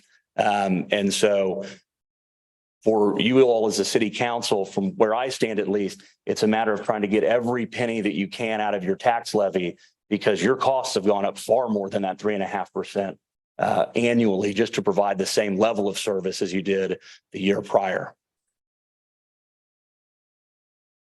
And so as we've done those calculations, it looks like even going up to that voter approval rate, your tax rate's likely to go down 7.5 cents. And I took even the step of assuming the implementation of a tax freeze in this coming year that we want to consider holistically whether you all do that or not, what the implication on your tax rate would be as a result. So what will follow is then another form of analysis and a lot of numbers, and I apologize for that, but what's called a tax rate impact analysis. We're basically doing the same thing. How many pennies of either M&O or INS tax revenue do you need, and how much debt could you support within this structure? So this is way too many numbers. What I'll share with you is the three last columns, the INS tax rate, the M&O rate, and that total rate. This is starting in fiscal year 2023 is that top row at 70.62 cents total tax rate. We see that our M&O rate, if you go down to that fiscal year 2024, given that growth and assuming that the M&O rate goes up to the voter approval rate, that 50-cent tax rate comes down to 49.5 cents roughly. So that leaves us an ability to fund and either provide that tax rate decrease, or if you've got needed capital improvements, it tells you that you've got capacity to issue new debt for needed projects. And so that's what we've modeled here more in the middle of the page. I've called it just future debt series 2024. And I just pulled I'd say a number out of thin air, but really just kind of modeling how much could you borrow? Not to say that this is what you need, but to give you an upper limit. You could borrow $25 million while keeping your existing total tax rate at that 70.6 cents.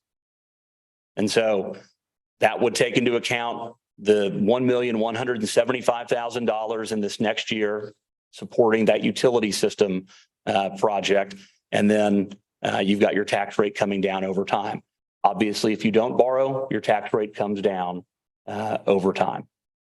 So, and your M&O rate will continue to come down so long as you're growing at more than 5% in a given year.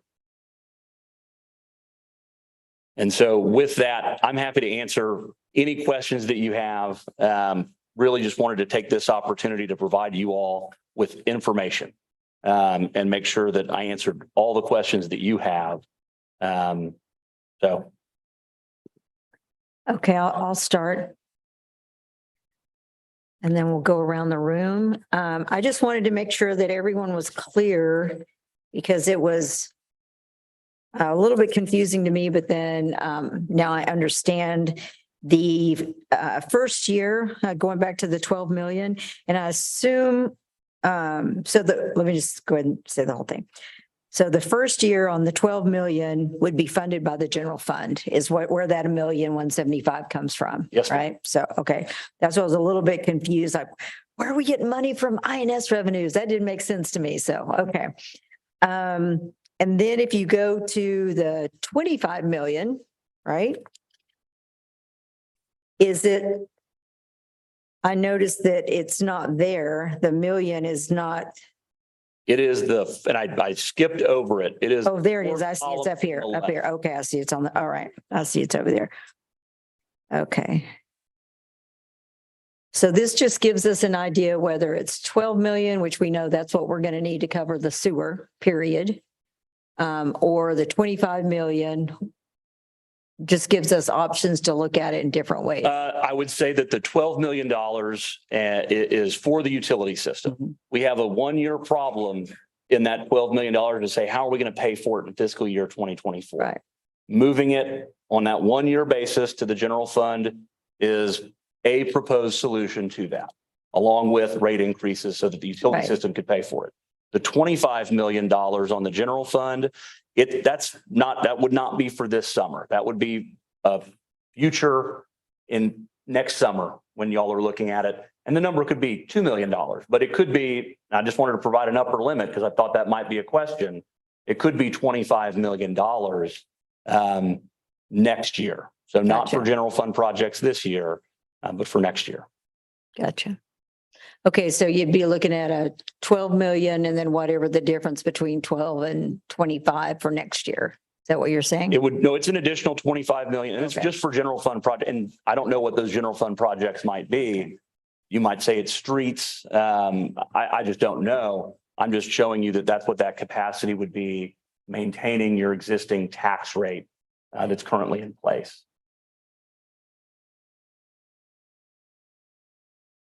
Okay. Questions? We'll start with Mr. Navarez. Mine are small. What's our current bond rating for the city? You all are A+, I believe, and I should have had that. But we grew. I'm sorry? So we grew. But I think we used to be A minus.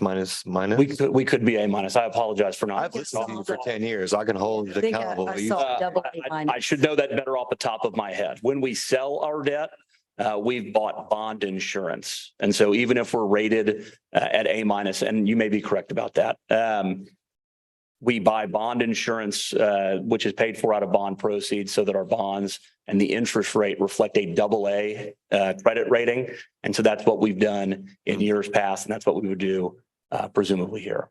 Okay, I understand that part. So I've heard your rates in the past. What do you think we would land on a CO bond right now? Right now, a 20-year CO, we're looking at, and of course, no one has a crystal ball about even what the next 2 months are. I would say 4.25% to 4.5%. And it's lower than that right now. I hate to overpromise and underdeliver. We've seen rates come down as a result of the banking struggles from Silicon Valley Bank and First Republic. They've since been coming back up with the looming debt crisis. We'll see where they kind of work their way out as the summer progresses, but they seem relatively stable right now, but still potentially increasing. Okay, so the banks right now, as far as for issuing bonds for governments, they're open tickets still. They're not in any restrictions. There's lots of demand for municipal paper. And that's why you get also the AA rating when you do the bond insurance. The AA rating comes by virtue of bond insurance, which is basically a third party that steps in and guarantees the timely repayment of the city's debt in the event you weren't to have the money to pay. And so it's just an insurance policy that helps repay that. But broadly, the interest rates, AA paper, 4 to 4.25% in the current market. So I know how good you are. I've heard your rates over the years. Do you think you could beat the 4.2? Well, the market. I'm giving you a lot of credit. I simply advise you all, I take your bonds to market. We take you through the credit rating process. If interest rates go up 75 basis points next week, there's simply nothing that I or, any investment banker, bond trader can do about it. Our bonds trade just the same as State of New York or anybody else that's issuing debt relative to where we fall within that credit rating hierarchy. AAA credit rated paper trades at slightly better interest rates than a AA bond. So I work very, very hard for you all to ensure we get as high a credit rating and put the best foot forward. Certainly being in the Dallas Metroplex, Texas is the fastest growing and DFW especially fastest growing area in the country. There's a lot of demand for our paper. There's just a lot of notoriety that comes with being in DFW, which helps.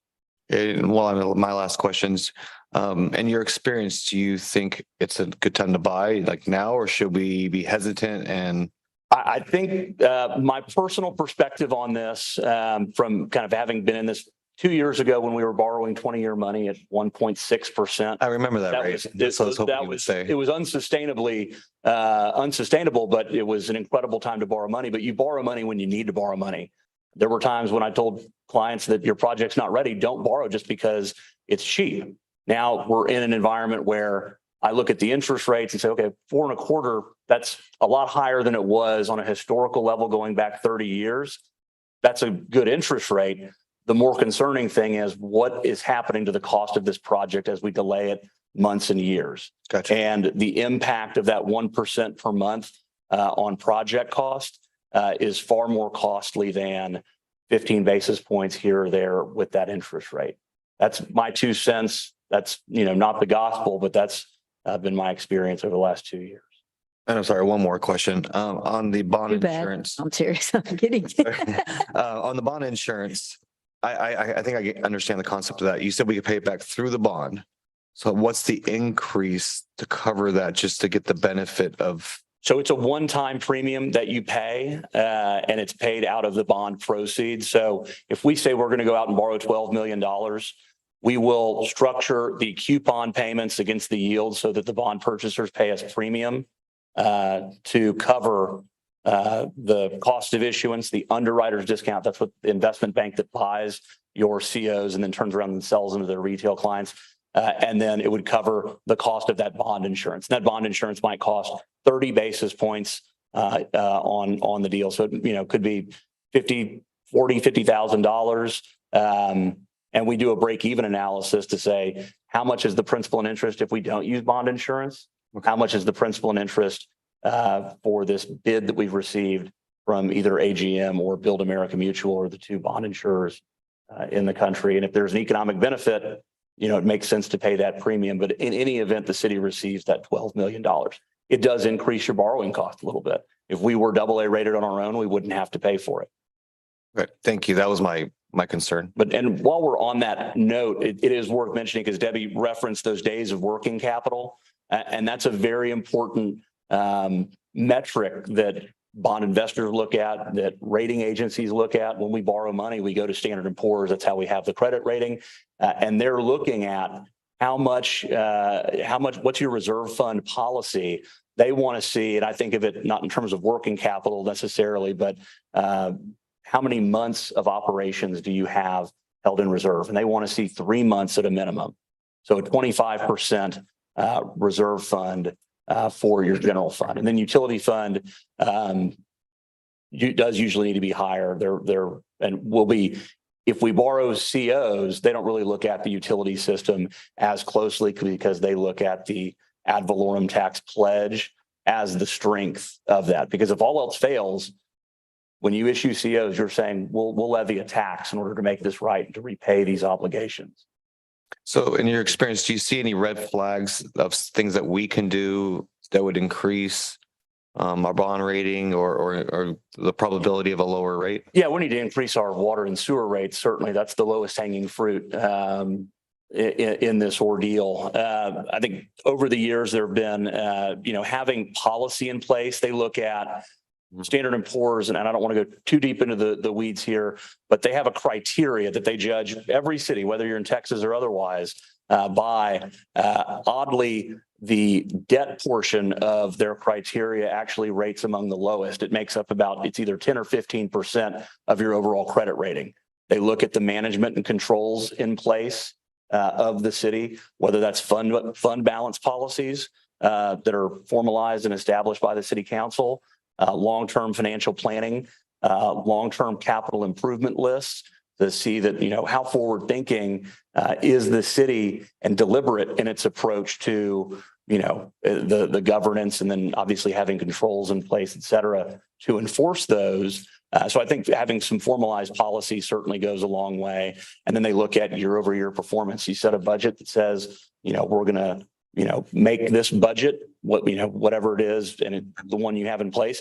And if you're doing that year over year and you're creating a mild surplus, that's fantastic. If you're doing it every year, and the only reason you're able to break even in the general fund is because you're sending money from the utility or from some other fund to help it out, they look at that and they say, well, you've got a structural imbalance.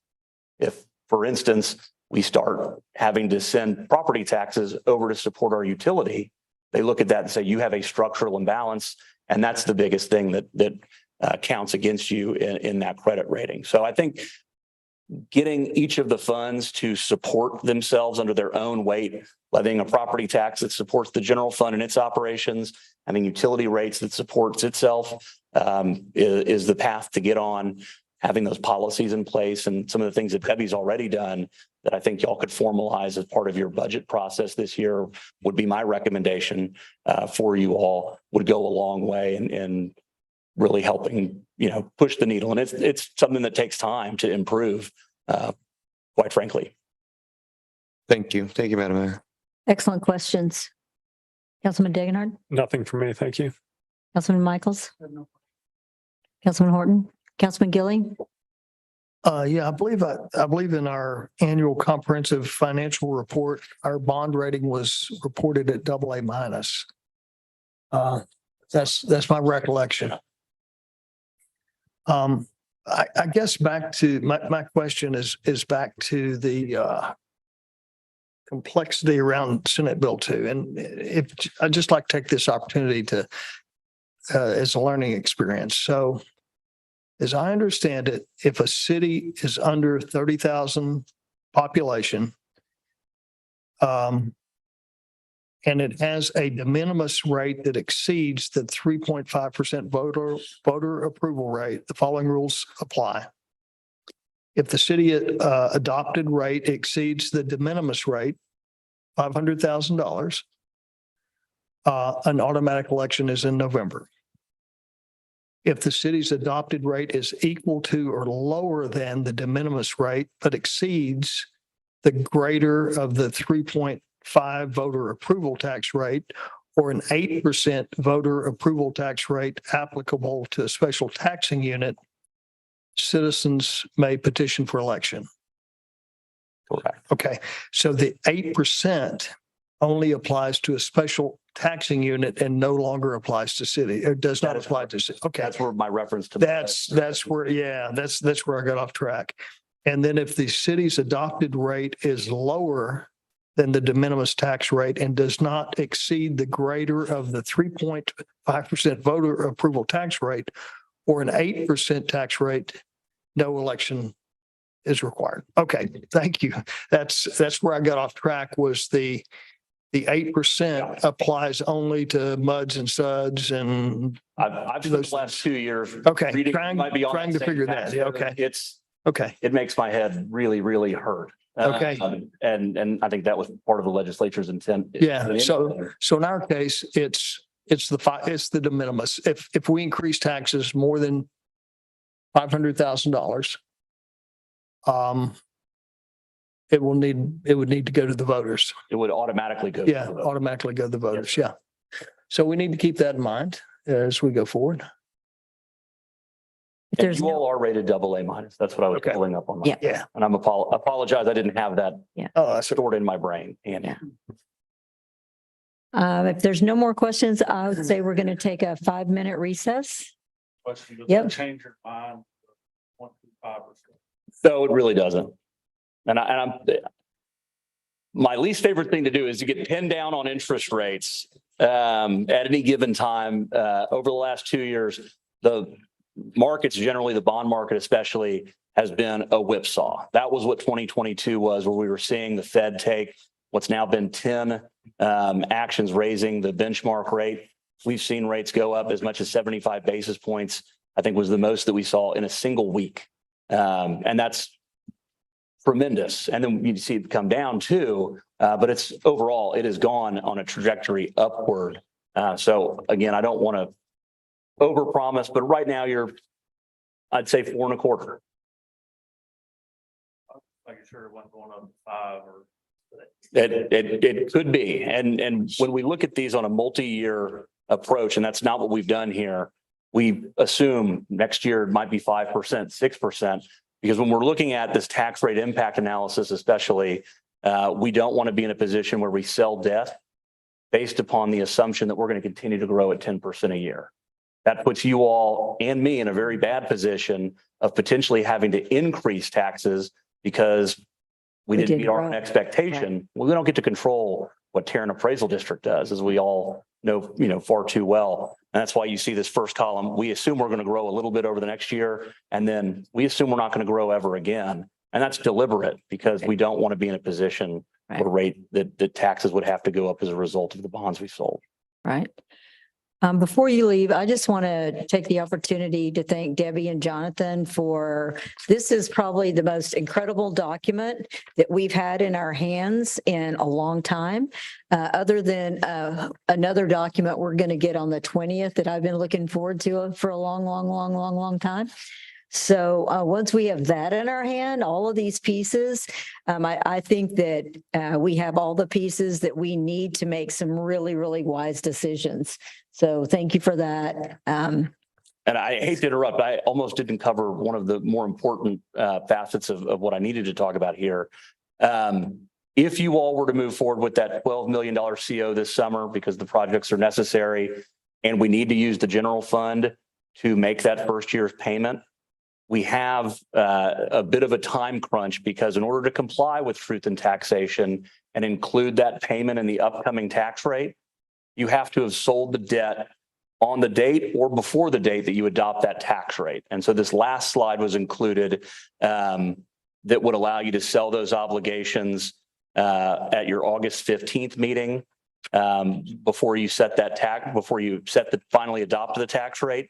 If you remember from earlier in our conversation, that notice of intention resolution that has to run for 46 days would have you adopting a notice of intention at your June 20th meeting.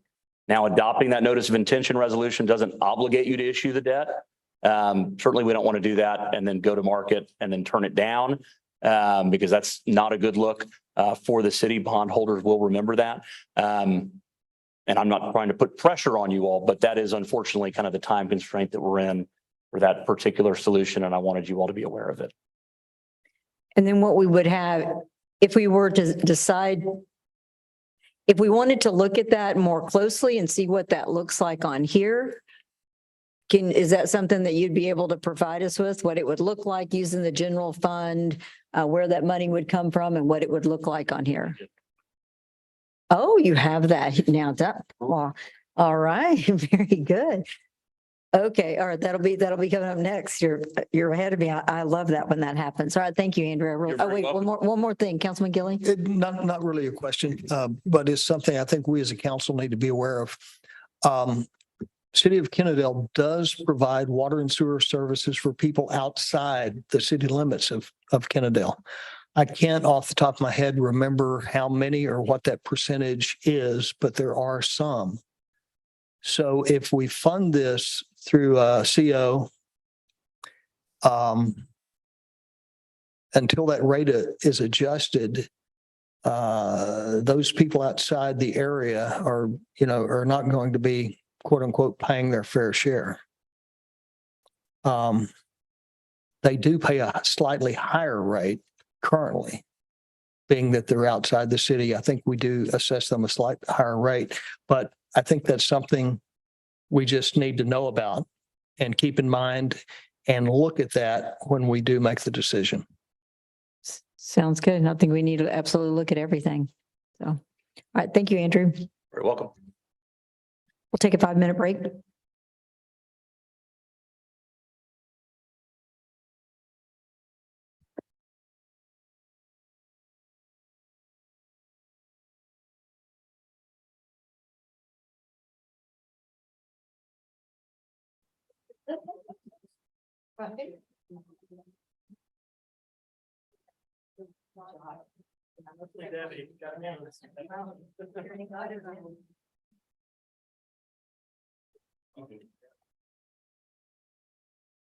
Oh, yeah. Yeah, I think it's something you would bring up. Yeah.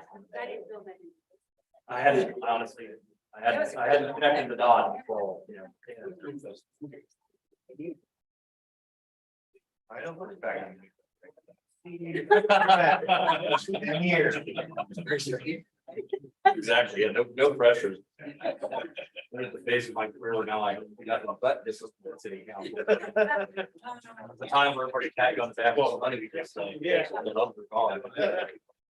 We got way down. Yeah. Couple of years ago, come in and say, we're refunding this bond, we're saving $50,000 a year. We'll never do that again. We're not. No.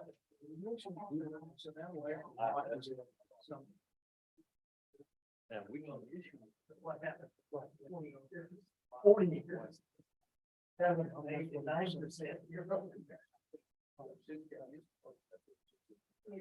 It makes sense. Yeah.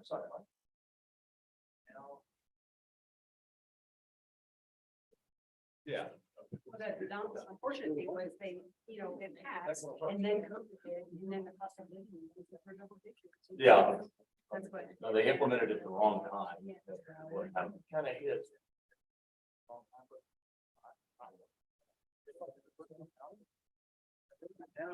I was looking on my phone. Yeah. I live in San Antonio. We feel it every bit as much there. It's. I can tell you this, I don't get 3 times the service.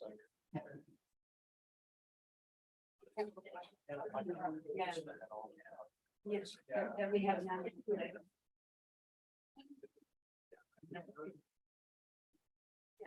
Yeah, I didn't know what she was talking about.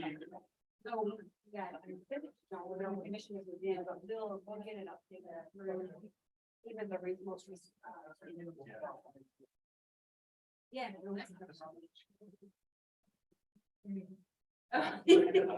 Yeah, okay. Okay. Well, that's good. That's good. Maybe it's already out.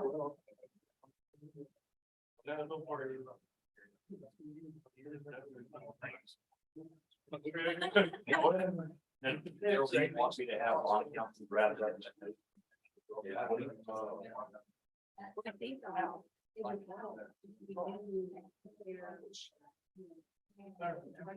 just correction. To move forward, then. And that.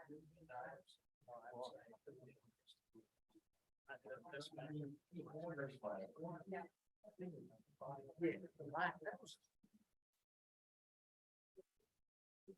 12 million down in all of it. Yeah, it could come under.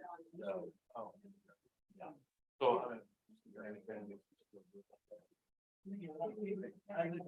yeah, we. I mean. Obviously not ideal. But.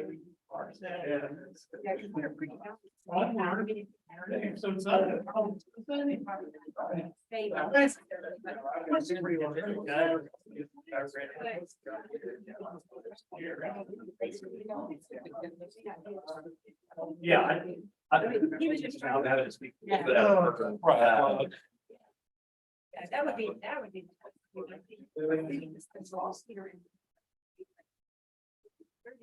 Okay.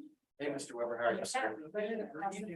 Yeah. Yeah, well, they're all, all so many times in the last 2 years, and tell me what everybody's doing. Yeah. Going over that phone.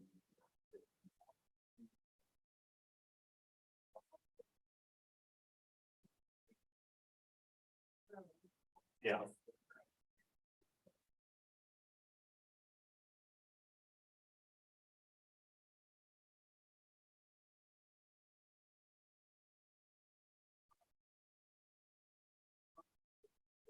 And that's where we were saying, Right side of the state. I don't know, maybe next year. Yeah, maybe next year. Can you bring it forward? Oh.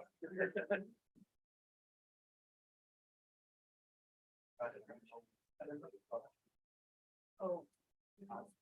Well, you know, we've only put, I would think $12 million in facility performance, because that was the number you gave me. We put $15 million in there. Now it's going to require more of a rating. That's going to be kind of the other drop on the rate study. So they're going to take into account not only what we're talking about right here, but what are all the other things we've got coming down the pipe in the next 5 years? We're going to need to issue debt. Oh, And that's what they're gonna build in the rate study. So I knew it was gonna be 30% this, you know, you get another $30 million in building increase. Yeah, they're gonna want them to include that in their city council meeting.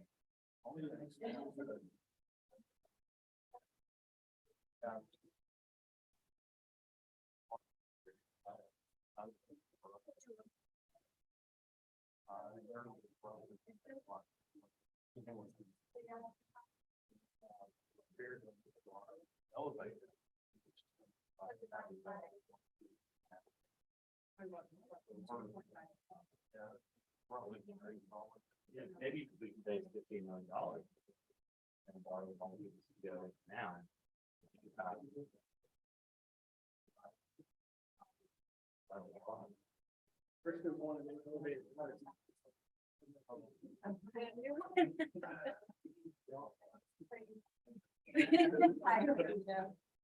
Hey, maybe.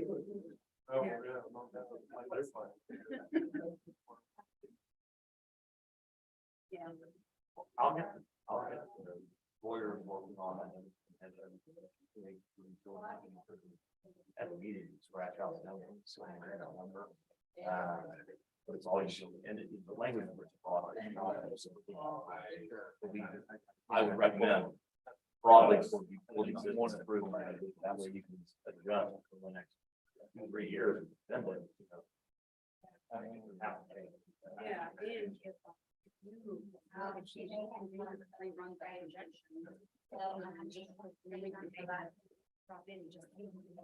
Yeah. Yeah.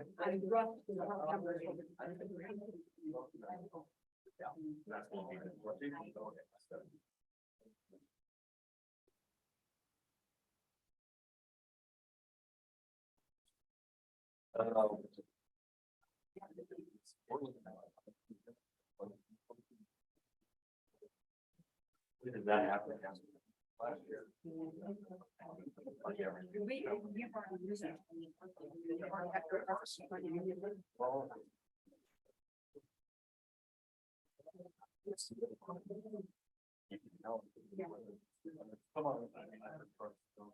I think I would put that money for the generators and you've got all the financial way, when you go on. Yeah. Tackle that. Yeah, because it's easier. Utility system is one under pressure. So you can read that out. Yeah.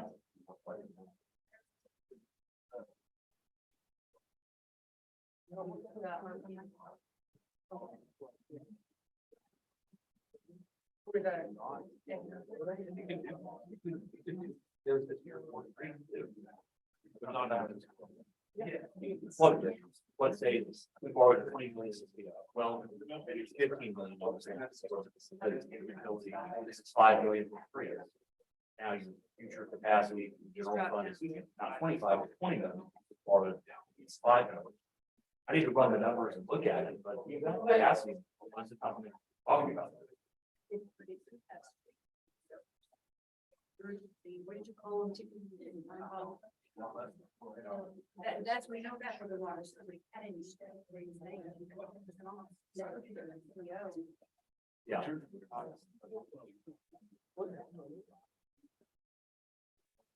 Yeah, well, the other 25 should be whenever you want part of it. So if we don't let our tax. Yeah. Or depending on what they will count. So, you know, whether, and that's what I was talking about, either the CO, the utility system project, the general fund project, and we go together in a single CO. But we're talking on. Yeah, that was that 25 million. And nothing to be for us. That's just streets, I want to tear a city hall, you know, whatever those things are.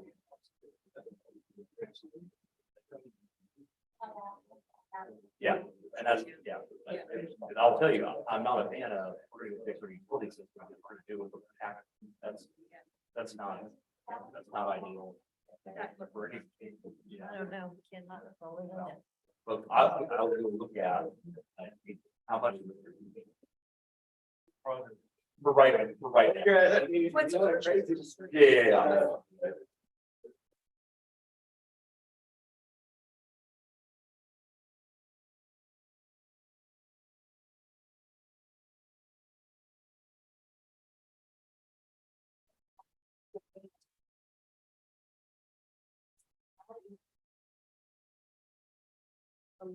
How much of that would, you know?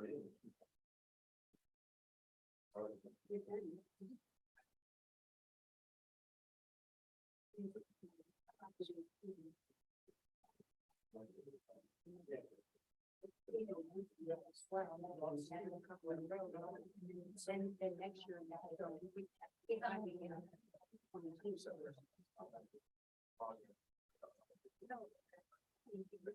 Once you get the money in August.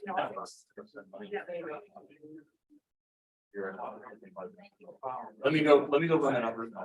Maybe it'll make sense. Right.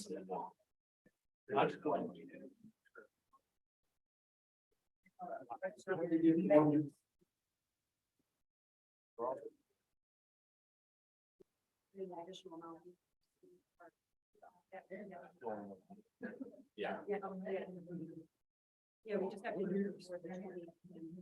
Yeah, I'm always a fan of including. Generally, it's Yeah, we'll go ahead and get started. The next item is our work session. Item number 5, discussion of the design for sanitary sewer improvements for Basin B Interceptor Project. And we'll get an update on that from our Director of Public Works, Christian Sugrum. Or Friesen Nichols. Or both. Project that we want to have on this session. We have invited Friesen Nichols because they've been doing the initial study way back in 2014 or 15. The city been away and they knew about the project that we have with the collection system. For the city of Kennedale to progress, we need to upgrade our collection system, and this interceptor project that can enhance that. So we have Friesen Nichols here to give us some updates on that. Perfect, thank you. Good evening. My name is Mazen Kawasmi. I'm with Friesen Nichols. I have Amanda Johnson here who's going to get into the details of the project, but I just wanted to talk through just a couple items and just kind of set the stage, talk about background on why we need this project. So just a quick walkthrough of your sewer system here. So you see these different colors, these different basins. They all go to different systems. So this small one here, this tan one here, that goes to Fort Worth. This purple one here, it goes to Arlington. And you have different names here, Basin B. So Basin B is this green and this pink one, what I'm going to call. All that flow goes through really the heart of the city, this Basin B interceptor.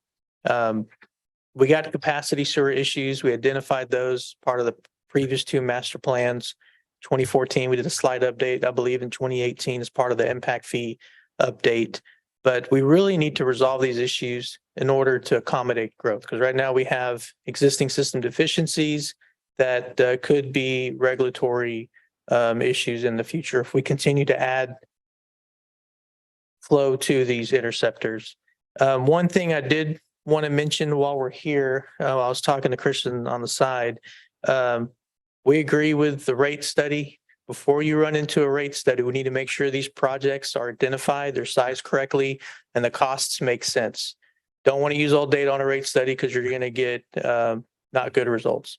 Also, you're obligated by the impact fee, Chapter 395 of Texas Local Government Code. You have to update your impact fees every 5 years.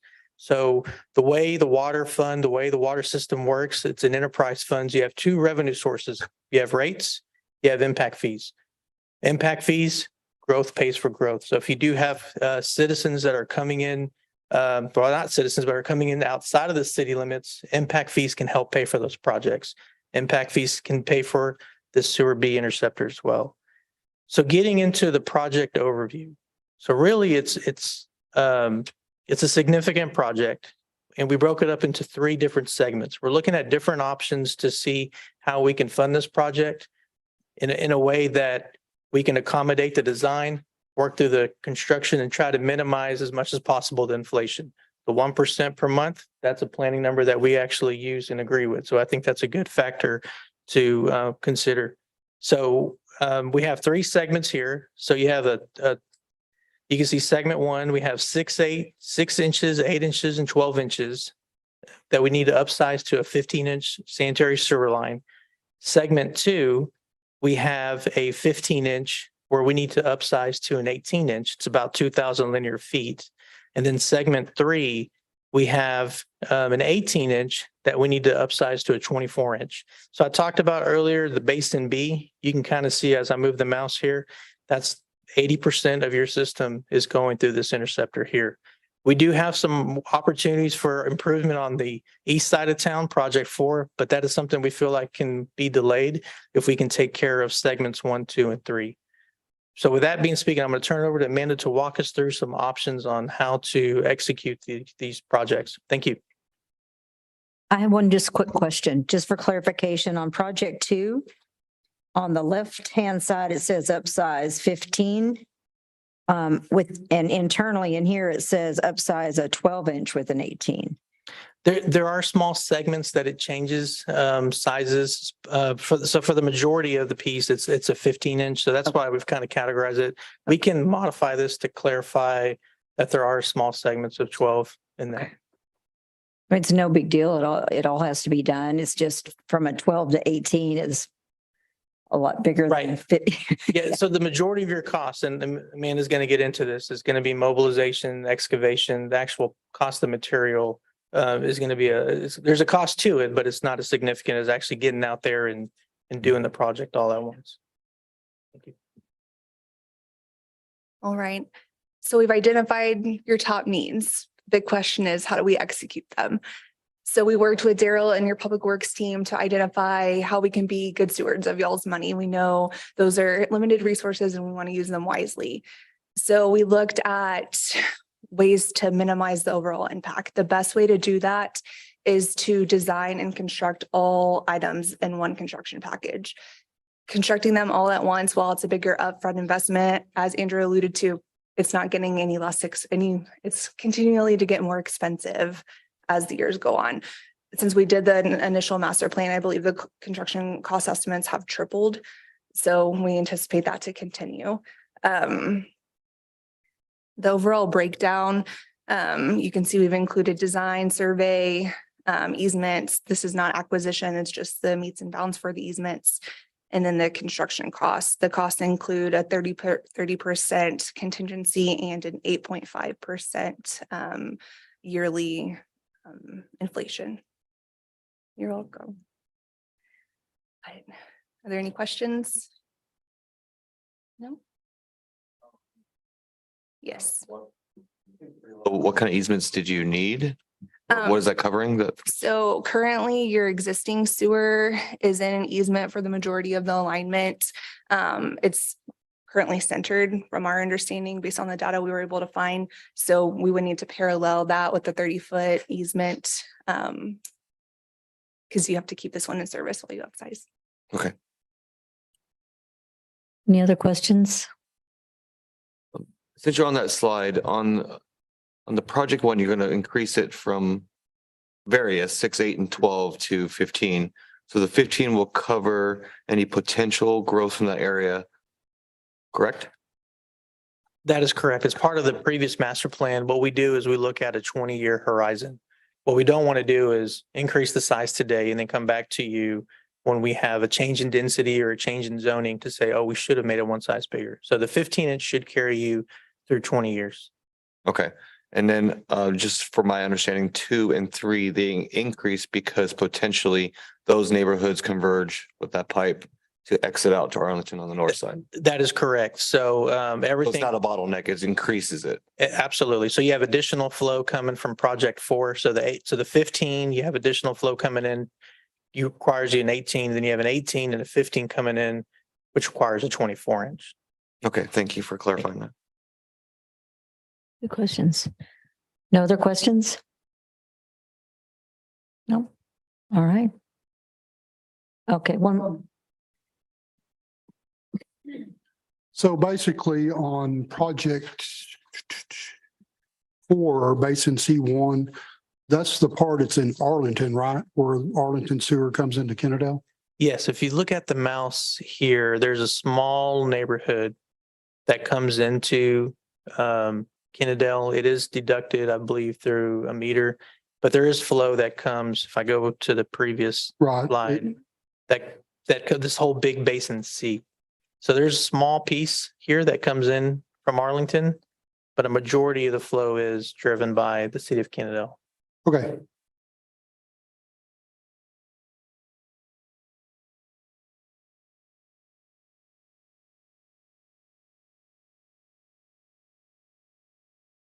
All right, no more questions? Okay, green light. Thank you so much. Thank you. And thank you for staying so late. So sorry. But it was a timing thing, you know, we had to. Yeah, right. We had to understand how we were going to do this. So it was all a timing thing. It's all very importantly laid out there. Okay, we are going to move into work session item number 6. And that is from Nathan Gonzalez, an update on the Texas Raceway project. Good evening, Mayor and Council. I wanted to give you an update on this particular project that we've got here. So as you recall, City Council is aware that the city has a development agreement right now with HM Real Estate Management and the McMillans there. And that's for that 109 acre former Texas Raceway property. So years ago, Freeze and Nichols, they were tasked with providing a design and a study for that sewer line expansion out there on that property. From what we've learned is that work was stopped in 2016 by then City Manager Bob Hart at his request. So they did a portion of that study. Since then, as council is aware, there was a rezone attempt at that property that was unsuccessful, and to date, there's been a remaining question of the sewer line. The location of the sewer line and the undetermined limits of that expansion. Staff recently met with Freeze and Nichols to discuss the history of the project, the design study, and what those next steps should be. Freeze and Nichols, they did recommend an updated exhibit, which you've been provided with to show where that proposed sewer easement could be. And in doing so, it provides that developer kind of that snapshot of when they're shopping essentially the project out, provides them with that information to help. And we did that, or we recommended with that, we agreed with that recommendation in lieu of completing the study, because it provided the developer, I guess, with again that snapshot. So what we're at today is that for that development agreement, once the applicant signals their intent to develop the property, the city has to enter into a contract for the design completion of that. To date, we haven't received an actual preliminary plat application. Part of that development agreement is when they signal that intent, that's going to be via a plat application. Right now, that's just been a zoning change request in the past. So just want to provide council an update on where we're at with that particular development. The discussion previously was in Basin B. This project is in Basin B. And so then this will be the next major development here in town. So happy to answer any questions that council may have. We do have Freeze and Nichols here to also discuss the project history on their end as well. Thank you so much for the overview on that, and just making sure that we're all on the same page with it. And I've read that contract inside and out many, many times, and it's my understanding, so correct me if I'm wrong, that what actually would trigger the next step in us getting the sewer is the zoning change. That it would actually have to go through planning and zoning, it'd have to come through council, and we would have to change the zoning before we actually make a decision, sorry, on sewer.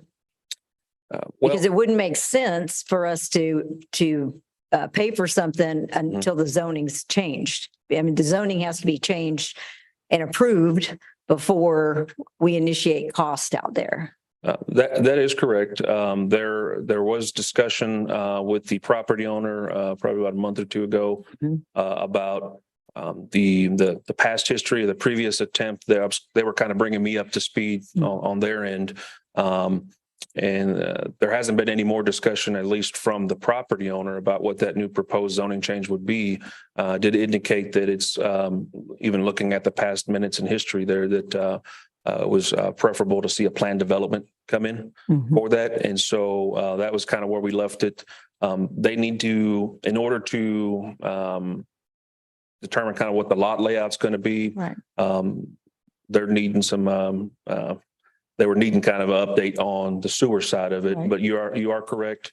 Part of that PD or the development agreement is that there's going to be a zoning change that's required. Right. But they haven't applied or presented anything new. Right. On that. Very good. But the mechanism, I think, to signal their intent to develop is in Article 2, Section 2.3, parenthetical C. That's outlined in the development agreement, and that's where it states that when they signal their intent to develop, it's via a plat application. A zoning change will be required, though. Perfect. Any other questions with this? What kind of a time frame are we looking at for all this? This is a 10-year plan or 10-year agreement. I believe we're in year 9. So I expect they're going to be moving on it pretty soon. We did get an email from the property owner on their intent to develop, but per that development agreement, it needs to be in the form of a plat application. They'll get to receive that.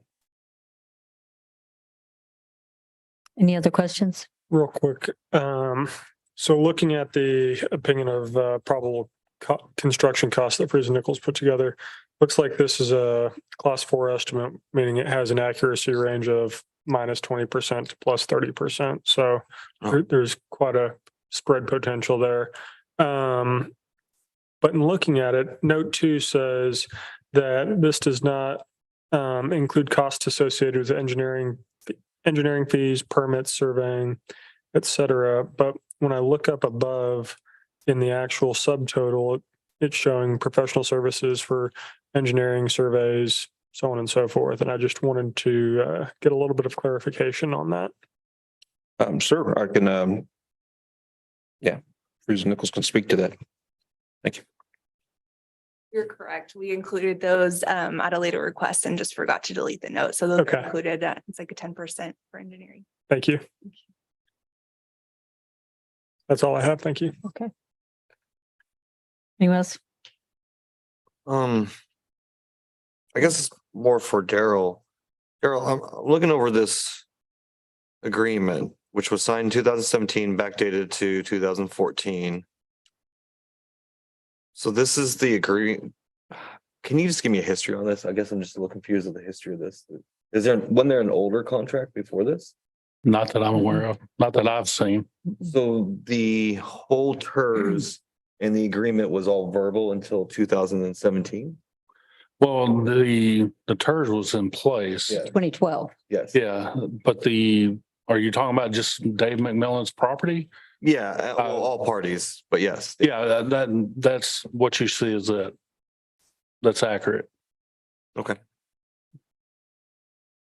All right. Thank you, Madam Mayor. Now, ultimately, when you're looking at the numbers, I don't want to necessarily say it's negotiable, but we have options of dealing with the developer with this cost. So it's not necessarily that we had to come out and correct whatever is on Mr. McMillan's property. It could be that we deal with the developer and the TERS and be able to work a deal between those two entities.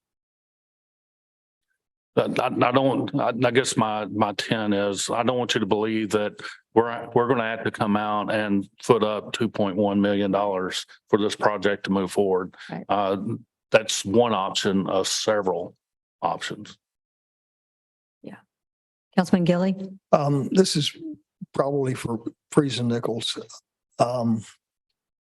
Would you have any concern about how many houses, homes, townhomes, units would be added on this racetrack property until the Basin B quote unquote bottleneck is corrected? Yes, absolutely. I believe you're getting a lot of pressure too from Arlington as well. So they also have concerns. We have concerns. Again, it's not like these 200 homes are going to be built day one. So it's a timing. So if, let's just say they want to move forward, they file a plat, we figure out the design. You can approve just enough to where you're not creating issues downstream while you're designing or constructing the interceptor downstream. And what would an estimate of that number be? I'd have to look. It's been a while, but that's something that we can provide to you guys and estimate. Because there are other, I believe, developments that were happening around in that area that we've taken into account. We didn't want to stop growth. But again, it's all about how much risk you're willing to take, the level of service you're willing to provide. So as you keep adding homes to the line that's over capacity, you're reducing the level of service and you're increasing the risk. Right. I think we would need to get some sort of solid estimate on that before anything went forward with this property. Absolutely, we can do that. Thank you. Well, it doesn't have to be a minimum of 200 though. That's what I'm reading here. Yes, the development agreement speaks to 200 homes on that. And I believe when they presented the zoning change, they presented a concept or a sketch plan that was well over that number. And that was based off the lot size. Over, I want to say. Yeah. Oh, I thought it was 174. Okay. No. Okay. One thing also, just keep in mind, Mr. McMillan's willing to work with the city and to be able to move forward with any project. So he's willing and able to work with us, and also with it becoming a planned development. Also, the council will have a say in what that planned development is. For instance, if we're talking about townhomes or we're talking about R1s, R4s, whatever the case is, with it being a planned development, the council has that ability to make those adjustments. All right. And one point of consideration, if I may, we have the ability to zone the property so that less than 200 homes are constructed. Correct. But if we do that, then the donation of park property goes away. It is adjusted accordingly. But according.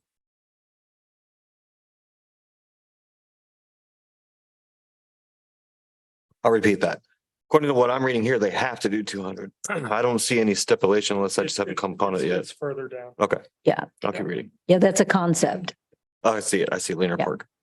So we're at this point, we're not requesting any action particularly for council. I just want to provide an update. Next steps is we're going to provide that exhibit to the property owner and then have some further discussions and come back to council when we get more detailed information that you request. Excellent. Thank you so much. Real quick, so again, we're looking at like 3 to 3.5 years before Basin B is, assuming we get started relatively soon before that's done. That's correct. And so just again, you're saying, depending on the level of construction that would go in there, depends on our risk tolerance. I'm sorry, that doesn't give me a very warm and fuzzy feeling about, you know what I'm saying? Absolutely. So can you maybe define what you mean exactly by risk tolerance? Absolutely. So from a risk standpoint, what I'm referring to is spills, sanitary sewer spills into the environment. So again, we do have a hydraulic model that was developed as part of the previous master plan. It is outdated, but I don't believe the city has grown to a point where we can't trust the results. So we can look at the results and we can come up with how many homes would trigger a spill into the environment. We typically like to keep the flow in the pipe, but there are times where as you're waiting for construction, as you're waiting for things to happen, we allow for some surcharging in the manhole. As long as the water does not make it to the ground, you're okay.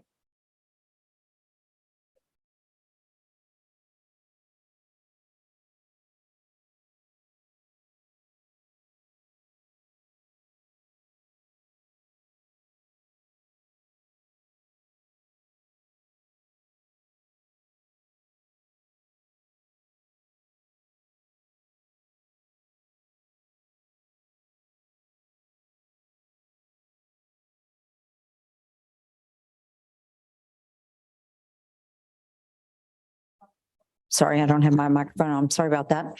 We're going to move to the consent agenda. There are a couple of items on the consent agenda. One is approval of minutes from May 25th special meeting, the budget workshop. And the other is an update authorized account users with Frost Bank. And I think I spoke to Councilman Michaels earlier, and he does have an adjustment that he would like to make on the minutes from on item 1. So we'll pull that separate. And if anyone wants to go ahead and make a motion to update the authorized account users with Frost Bank, I'll take that. Madam Mayor, I make a motion to update authorized account users with Frost Bank. All right. Do you have a second? I'll second the motion. All in favor? Unanimous. All right. And then we'll go to the minutes if you wanted to make that adjustment.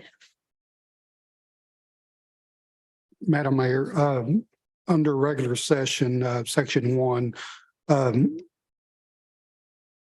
regarding the mayor's veto, that wasn't discussed in that, so that needs to be stricken out and basically say discussion and necessary actions of the motion to approve First Amendment of the ILA. Okay, so just to repeat that, underneath items for individual consideration, is that where you're at? On the regular session? Yes.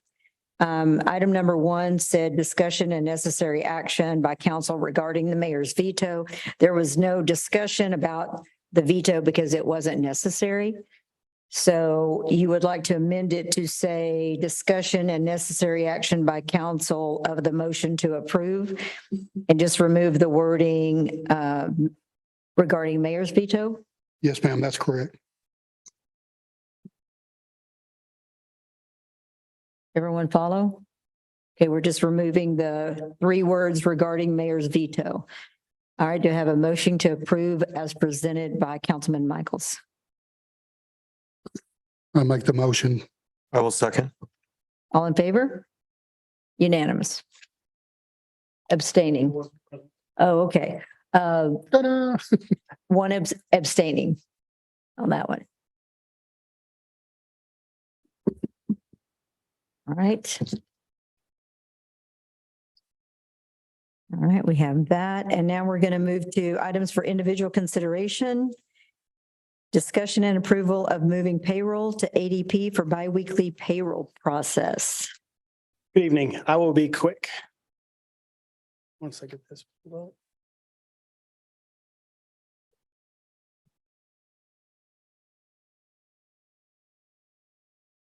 I gave a preview of this at the last work session about the productivity costs that we have in processing payroll in-house versus using a provider. At the time of our last discussion, the only proposal I had on hand was ADP. Since then, I have found 2 others, Paychex and Paylocity. But I'll take a step back and just spend a couple minutes on the current process and just why I feel there's a need for change beyond a mathematical consideration. But right now, employees enter time through a timekeeping software, which ADP provides. Department of Finance extracts the data from ADP, reviews and does manual adjustments due to different overtime rules for police and fire. We manually place that in Excel spreadsheet. Then we update that, or we upload that into STW. The fire department uses a separate software, ESO, and that keeps track of their time. We can load that data straight into STW. We have prepayment reports that are printed. Amounts are reviewed, either approved or corrected. The payment file is created in STW. We then have to upload a payment file to our operating bank, Wells Fargo. We initial all payroll tax deposits, so federal withholding, Social Security, and Medicare. We do that as Department of Finance. We handle the quarterly payroll reports, also known as Form 941. We handle TWC deposits, and we also, being the Department of Finance, issue W-2s. Time and cost per pay period, Department of Finance, I have around 18 to 24 hours. The cost of productivity per pay period looks pretty low, but then when you push that across annually, we're looking at $16,000 to $22,000 in productivity cost. The proposed process using a payroll provider, first part's the same, employees enter their time. Approvals from department directors or designees, it's more or less taking place now. Department of Finance would only review for completeness and accuracy to a very small extent, mainly completeness. The provider would process the data and initiate the payments, being the ACH or checks, which here we do all ACH through direct deposit. The provider would handle the tax deposits, provider would handle the tax reporting, and our provider would do the W-2s. Time and cost, I estimate that Department of Finance would still have a support role of about 4 hours per pay period. The providers, now I made a slight adjustment versus what was sent out earlier. ADP provided an estimate at 68 employees, whereas the other two had 74. So this estimate is equalized where everybody has based on 74 employees. And you can see the biggest difference really, like Paylocity, the setup cost in the first year is pretty intense. Now, as far as interface goes, Paylocity is better, but I don't think it's, $5,000-$6,000 better. Based on financial concerns, based on employees being familiar with it, I recommend going with ADP. I'm comfortable with it. I'm familiar with the capabilities. I think we would win there. Now, one thing along the bottom, we are being charged an annual, and it's about $1,800. It varies based on employees per pay period, but we are paying to access that timekeeping software right now.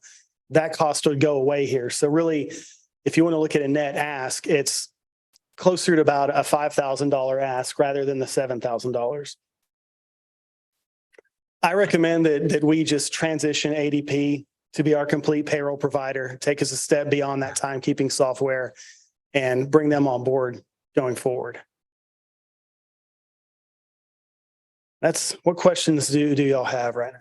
Either Mr. Director or Mr. City Manager, just for the benefit of the council, why are we moving forward with this now instead of just adding it as a budgetary item? Right now, we are being offered, we're being offered a pay break for timing right now. As far as ADP is concerned, their fiscal year ends at the end of this month. So if you look at the proposal, the ADP specific one, there are things that were zeroed out and there are prices that are reduced based on the timing. Thank you.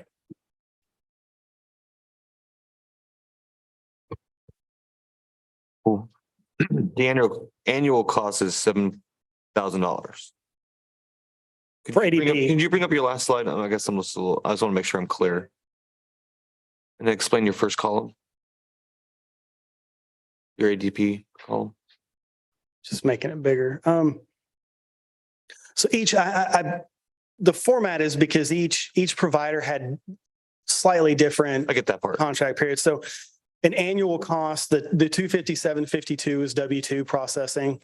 The biweekly, that's just the processing. It's more of an annual cost, but it's biweekly payroll. But the annual investment, that's what we would spend on an annual basis to have ADP process our payroll. So that would be like the first payroll in July into the next July. So we'd be crossing fiscal years. And so by process, you mean from endpoint to endpoint? So from calculating the time and attendance to facilitating the check? Mm-hmm.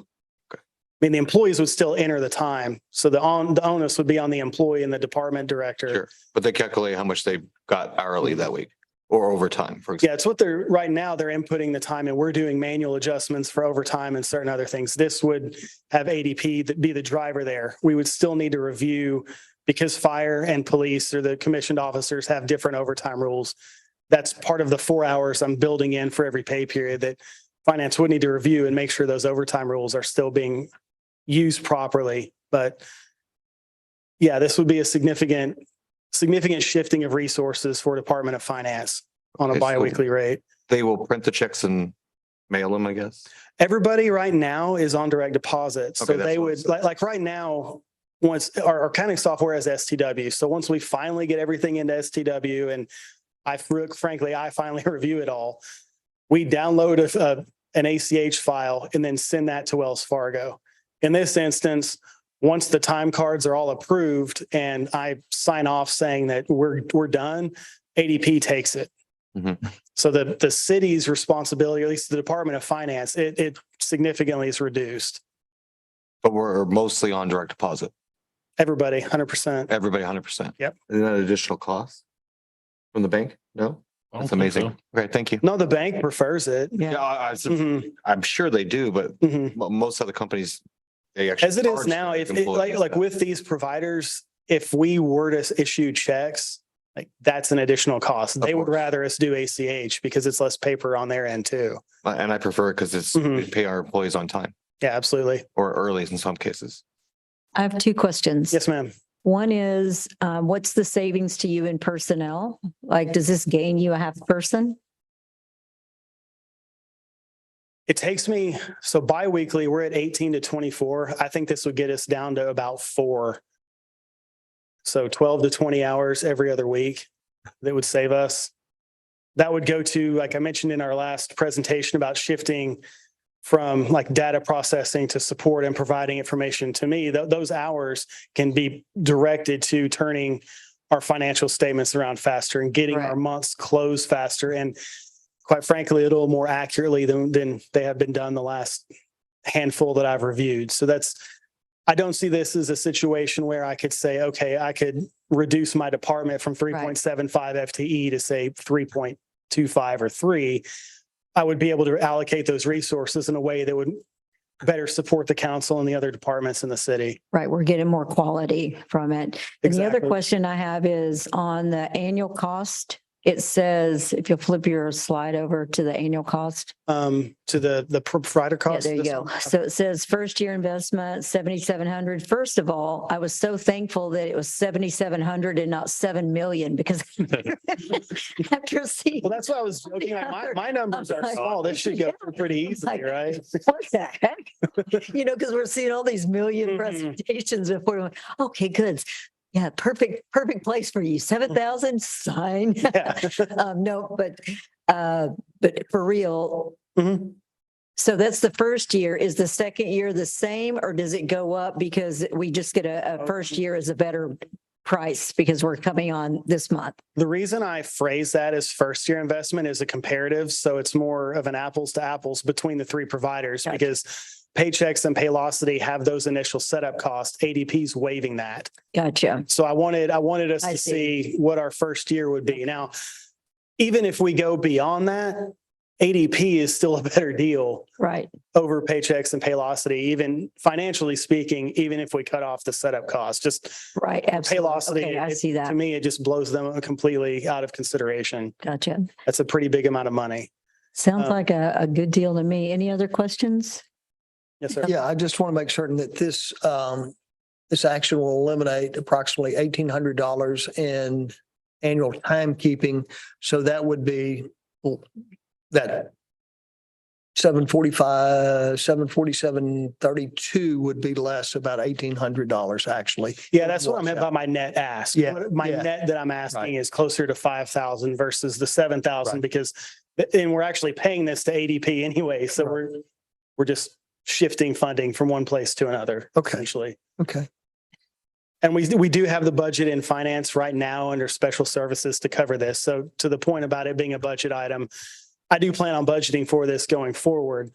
And using accrual accounting, we would really only use 3,000 or 4,000 of that in this fiscal year anyway.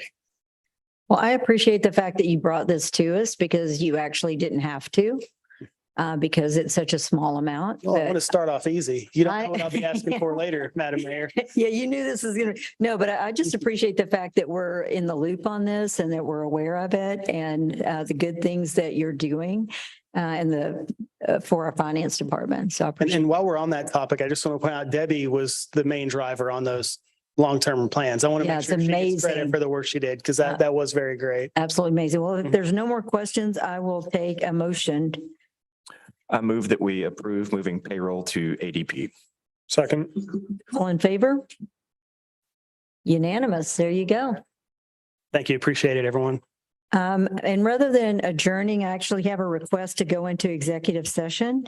So we will go into executive session pursuant to 074 which is deliberate the appointment, employment, evaluation, reassignment, duties, discipline, or dismissal of a public officer, employee, or to hear a complaint or charge against an officer or employee. And we will go in at 8:24.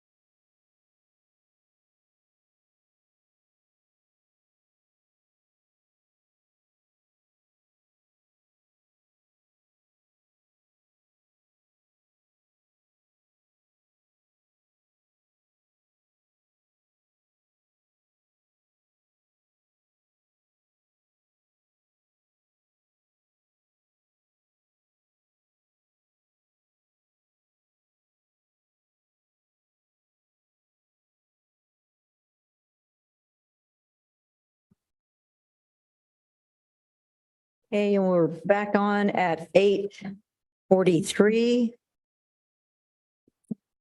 And there's no action from the meeting. I'll take a motion to adjourn. Second, all in favor? Unanimous. Good night, everyone. Excellent meeting. Thank you so much.